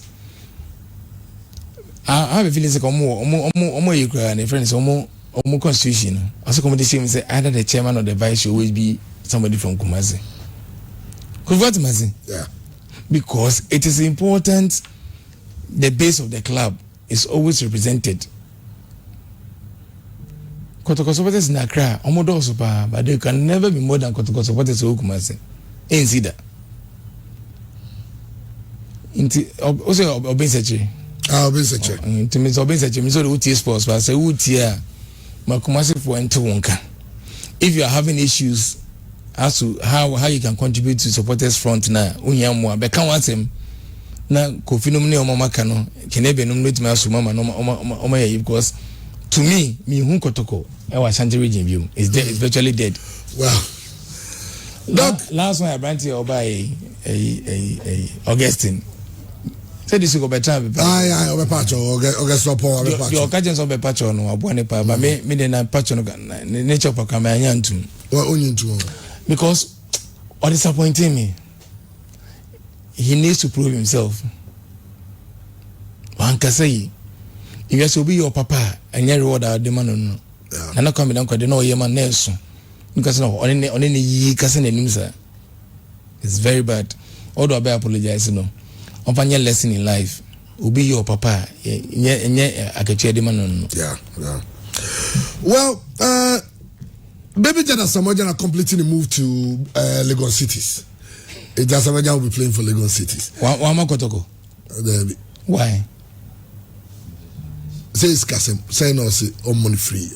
Nah, Lagos Cities won't move Kotoko. Money sky. And they are now Ogoka. Say is your move sky. Money sky Kotoko. Lagos Cities on a new sky. All right, but when you come to, I mean, some wealth meaning say on a new sky. Dr. Che. Meaning, I don't think so. Go board no quite also. I don't think so. But now, somebody at the end of the day, because it's $400,000, and we got to go budget for the whole year. I can confidently tell you, send you $400,000 Lagos City chairman. The only reason why I want Lagos City, maybe my origin to Lagos City, because in Accra, and a fan club. Yes. I'm sure. Say away matches come. Or they didn't keke just to keep him active. Okay. And he's a good player or a fun player. I mean, even at this stage, he's so good, make our league fun. Yeah. So I'm happy and I'm glad he's in our league. Okay. But Lagos is David Mechanica, possible. He wants to be in Accra. He wants to have a place he can have his fun. Well, and he's welcome. I'm glad. Yeah. Okay. Dada Cash. And then your birthday, we show happy birthday. Dada Cash. Show the alive Abasi Choba Bumfa. They say ECOWAS only eja. Was muti show no ho. Na dog say etoda na me who has nyekuru na has obi amasan next level. Na next level mpanyimfo aba. Muno betwa picture. Eja ifa picture nto na hade. Next level from mpanyimfo akọ. As from mpanyimfo so the we in picture. As for picture on the two Agyei Abigail Agyei Elodion. Oh okay, Elodi okay. Go picture na then. And I was many who answer my some more. Say they also know who are teams near serious kakao in terms of branding. And that's all the things are. And now we are omega say na dey aka ko asempa. But we go to normally next level man as you deal no. The kind of picture they brought out. I mean, who wants to say yes? I mean, this is. But I even saw something. Omko inaugurate a circle be, and all the people inauguration picture no. Supporters near the next level. Yeah, exactly. I was very impressed. Yeah. With that picture. Yeah. Be answer for coach. I be ko kana some mienke. They say you know empire, but they say coach in my year no. Coach in there. My only prayer they say. I will say yambo no hoka. Kadi ombo no no. I know na mempe. Because has team ne was saying. Unza dana ibe kan uzbe baba kan say kotokoneas ohun say they can do well in Africa and then your ball ali no ball mbobo enye bi na yenu sale bonu kra o nti o material up to scratch now kofa coach na bono nka kofi you are really wasting the money. I really hope say yemo no nka because he has ke bia de o say kopo bi mamu na po bi man nya begina with all the training pitches, all the offices. Would you say if you never see one? The Yasin. I don't just say with dog. Flag. Ah, not flag. Do it. What when you frog one and you say, I'll say never. Whenever to the mark, idea, I say, was I see a chicha, was a young two shoes, and one more was a day. Oh, flag will be the best. What I have to work office. And some woman had been a council, Brandon also many young.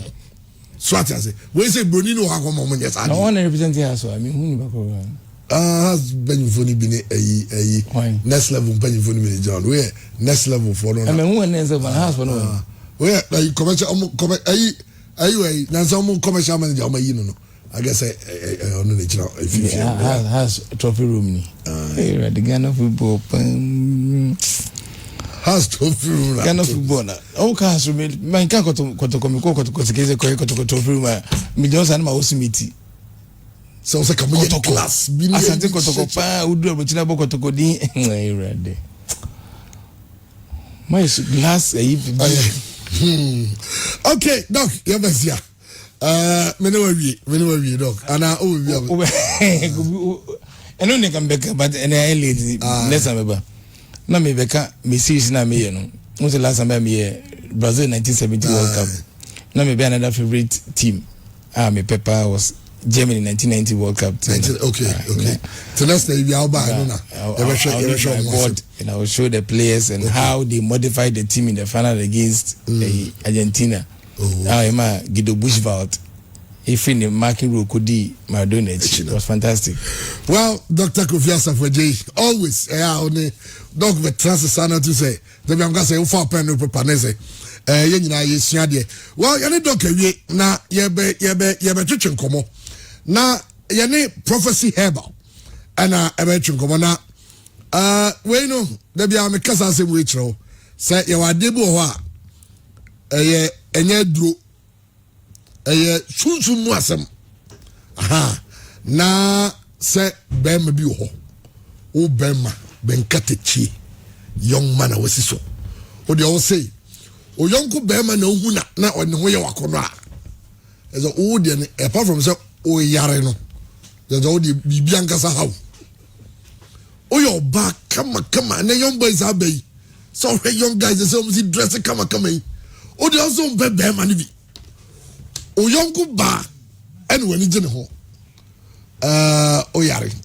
wa to say bia no o yare ye wa dure de bro enne o ha no to atwa ebia untimi nka wasam nkire obi ne kana ye odin because obeda ko chiro be ka say ebia wadamfo ne andu si andi no problem bi o mi so nche ebia na say yase mi hu mi yonko be ma guy we mu na say mi felicity o do untimi nka efere ebia nso yo ba ebia wom obese wo jai ba wo se de obese aka no wo de on kan kire no o ha nyina to atwa bema nso da ho na wa ye yo ho ne ma na ho asane no simu nyina ani oba mu nyina enne o ha no eto atwa we have good news for you so we like our so we na bibia boko there yes adom bibia boko nice one na so nyame adom me so me ho ye pa manfo ha o ha de amanfo ha pa enti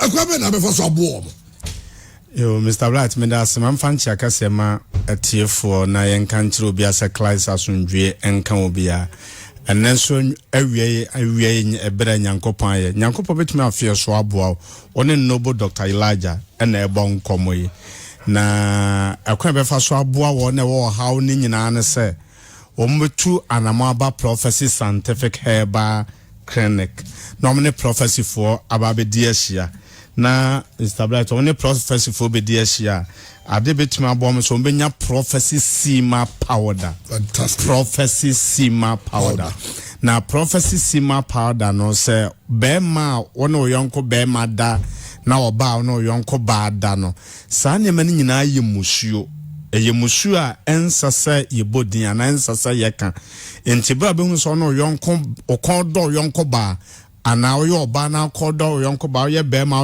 kodo yonko be ma no e che so di musuo bi abafie.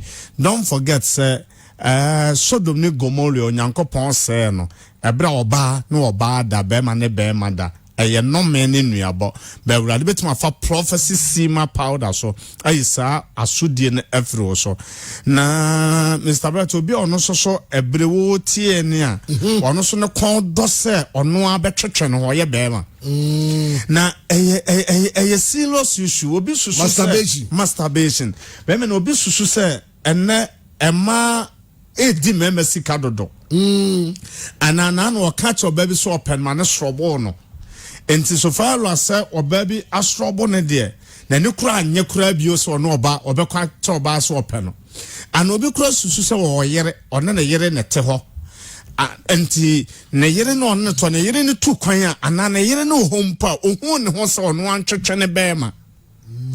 The moment ohun ho se wa twetwe bema no e ka kire wo se bra enya wo pe na ade ye saade no ebi se ya abomu a ede wo ho na abomu na ya na ede ho se wo na wudi wo se dabi unni abomu no ne mo sabi yemfa eka yasa afri gatem aba be suo se eno na abedi eka yasa afri gatem se eno na obedi a Mr. Bright we yeka no wo hen esi wo hen enti se we betima si obrem se wo de opese wa na atwetwe te se gatasi ho ne wasa gatamu ensuo pikan na wo ye de wudie enye normal eye honhom bi na control ablabo eno wasetena de ede ma na sara na oba so aso wo kunu ana wo so ni oboy na te ho wale na so wale ni nyina achi na gese wo de ade kwahyehyɛ wo ho na ho asa no ana no oboy dawi okunu dawi a wo so ho anto gese wa kwahye kokoam na wa de ade kwahyehyɛ ho ama ho asa no wo de sister wo de adwene ho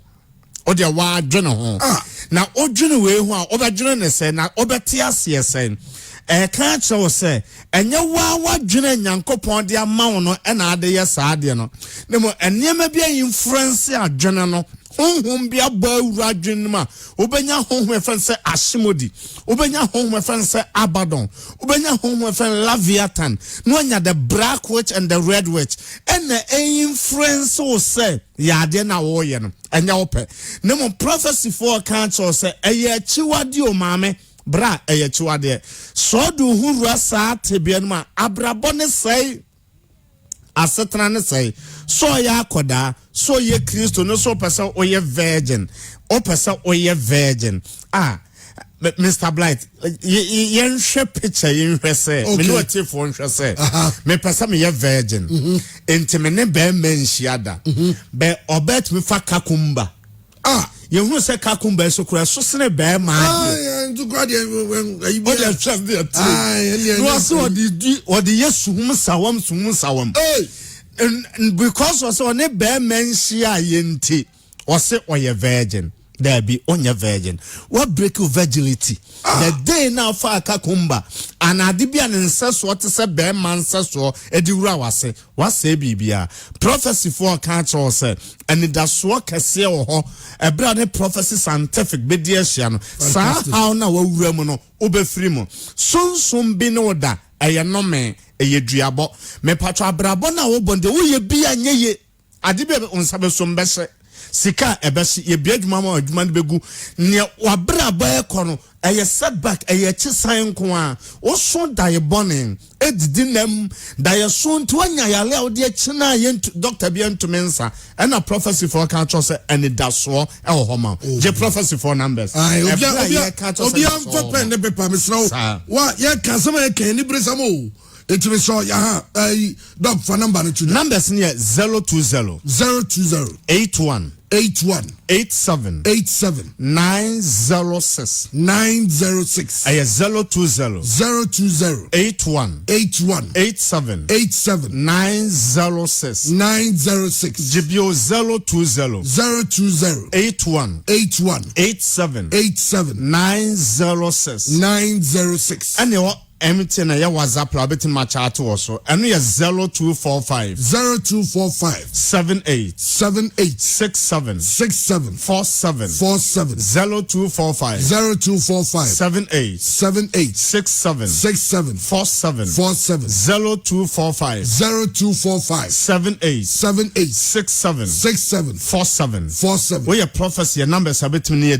ensa so no prophecy okumase bo shambrepɔ ye okumase girls school nanim ho ye ne fitafo ne di nhwɛ no mu Kumase Boshan Abrepo girls school nanim ho na ye ne fitafo na o girls main road na ye no me di nhwɛ no mu na ye bi another branch 31st of this month na o twesene wo Accra Amasaman okay ye wo MPP office na MPP for wo soro na ye wo mfimfin ne nyina na wo twesene na ye bi Accra branch enti so wo tie me na de hye bi won kan tema ene ne ka so ne ne mantam na ka chense atadwomate de ne prophecy scientific adru honum and of me the whole West Africa ebesun sumo yale na honam yale a prophecy scientific and the best herbal and spiritual clinic 2018 2019 2019 2020 enti ye kan yale sapase den hamesa yale yesunsun honama prophecy for any size enti ye kan cho se ade bia koso sunsun fam e wo maame o papa unua wadamfo wa brabo mu no for the chair Kumase Chambre for girls school won kan Elias so for the chair Amasaman me pacho Amasaman hwa MPP for office ye odwana enche na otre adwana na wo buy ho na ye wo edi dwuma osoro nyankopon be fa so asesa hyebre na ma no ne gya wiopeye prophecy for say e ya adwunumu yale a Charlie Yale, a stroke Yale, furniture prophecy scientific, a diabetes, a pressure, furniture prophecy. Naza sofu metiasia.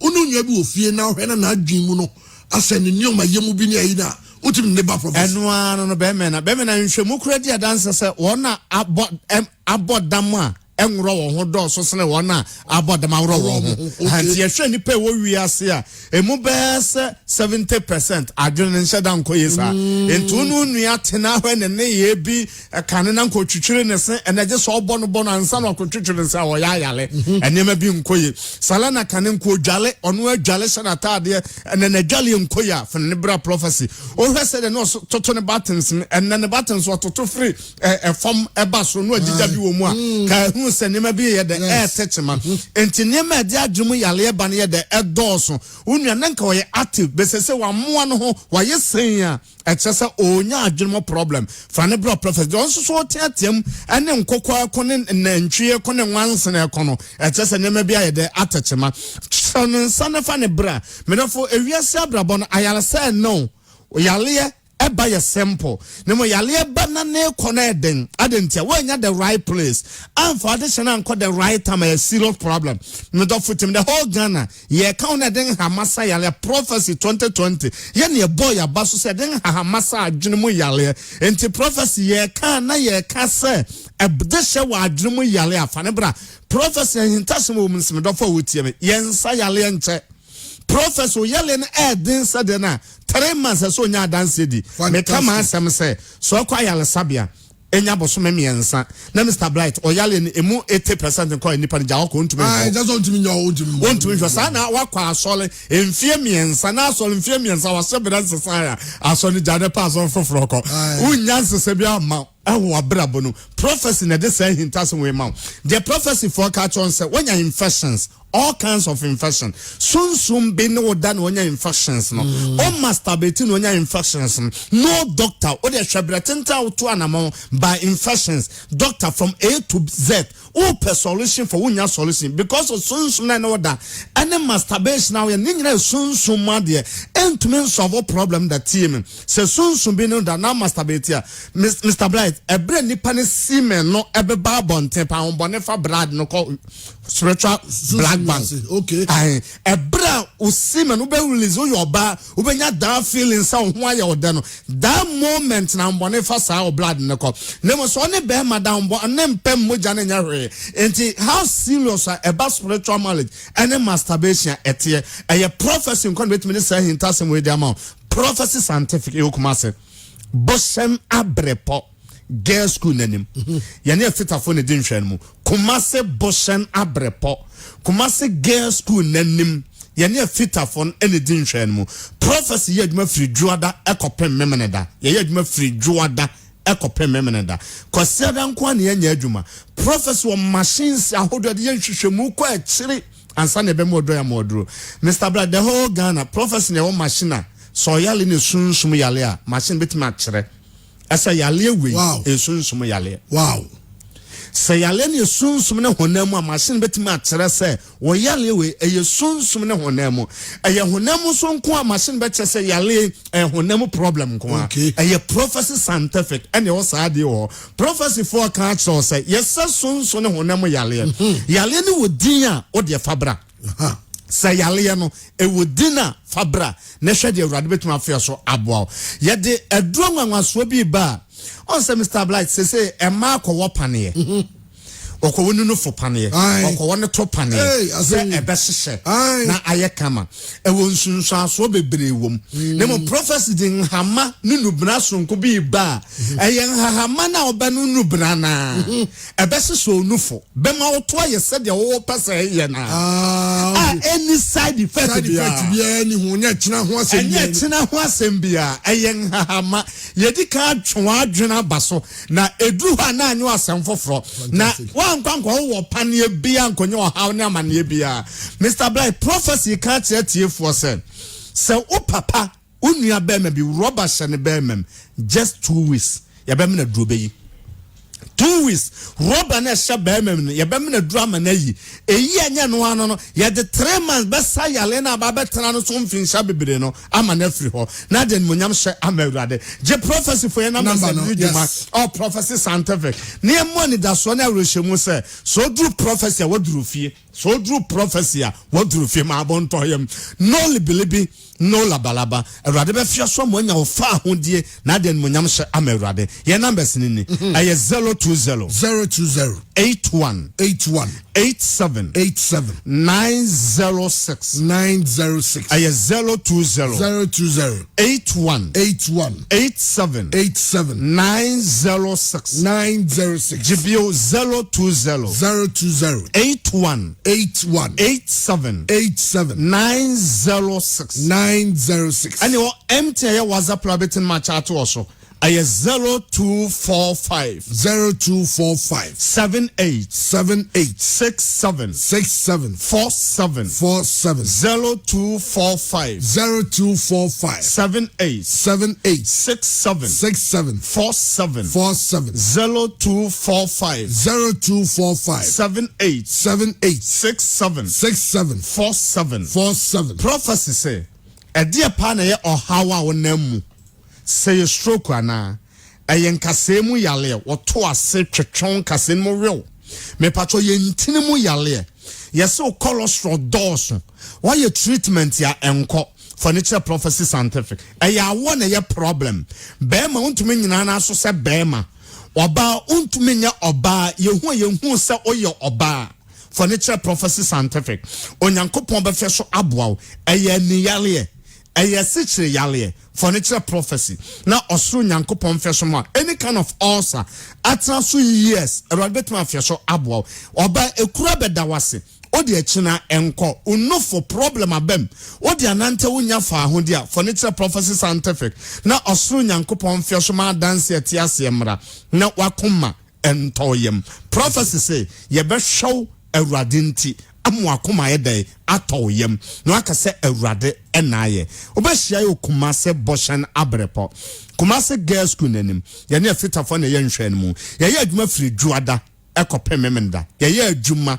efiri Juada ekopem memenda ko sedan kwa na ye adwuma prophecy ye den hahama no nubra ebesaw yale no aka se awurade ena oyale safo na de nmunyam hye amawurade je numbers na men sole na fi Mr. Blight eni dwuma your numbers nini aye 020 81 81 87 87 906 906 ɛyɛ 020 020 81 81 87 87 906 906 ɛna ɛwɔ MTN ɛyɛ WhatsApp line ɛyɛ 0245 0245 78 78 67 67 47 47 0245 0245 78 78 67 67 47 47 yɛyɛ adwuma firi dwada ɛkɔpɛ memenda ɛne yɛnhyia na awurade mfeɛ so na yɛnhyira God bless you. Okay, for her and the Jumadian see Sadia Ote and prophecy, scientific and Otio Moncano, Ohabia Ubiano, now do any actual DJ Abesios is up next. Don't forget to the live commentary of the El Clasico at the bedroom was Ali at 2. Yakrab.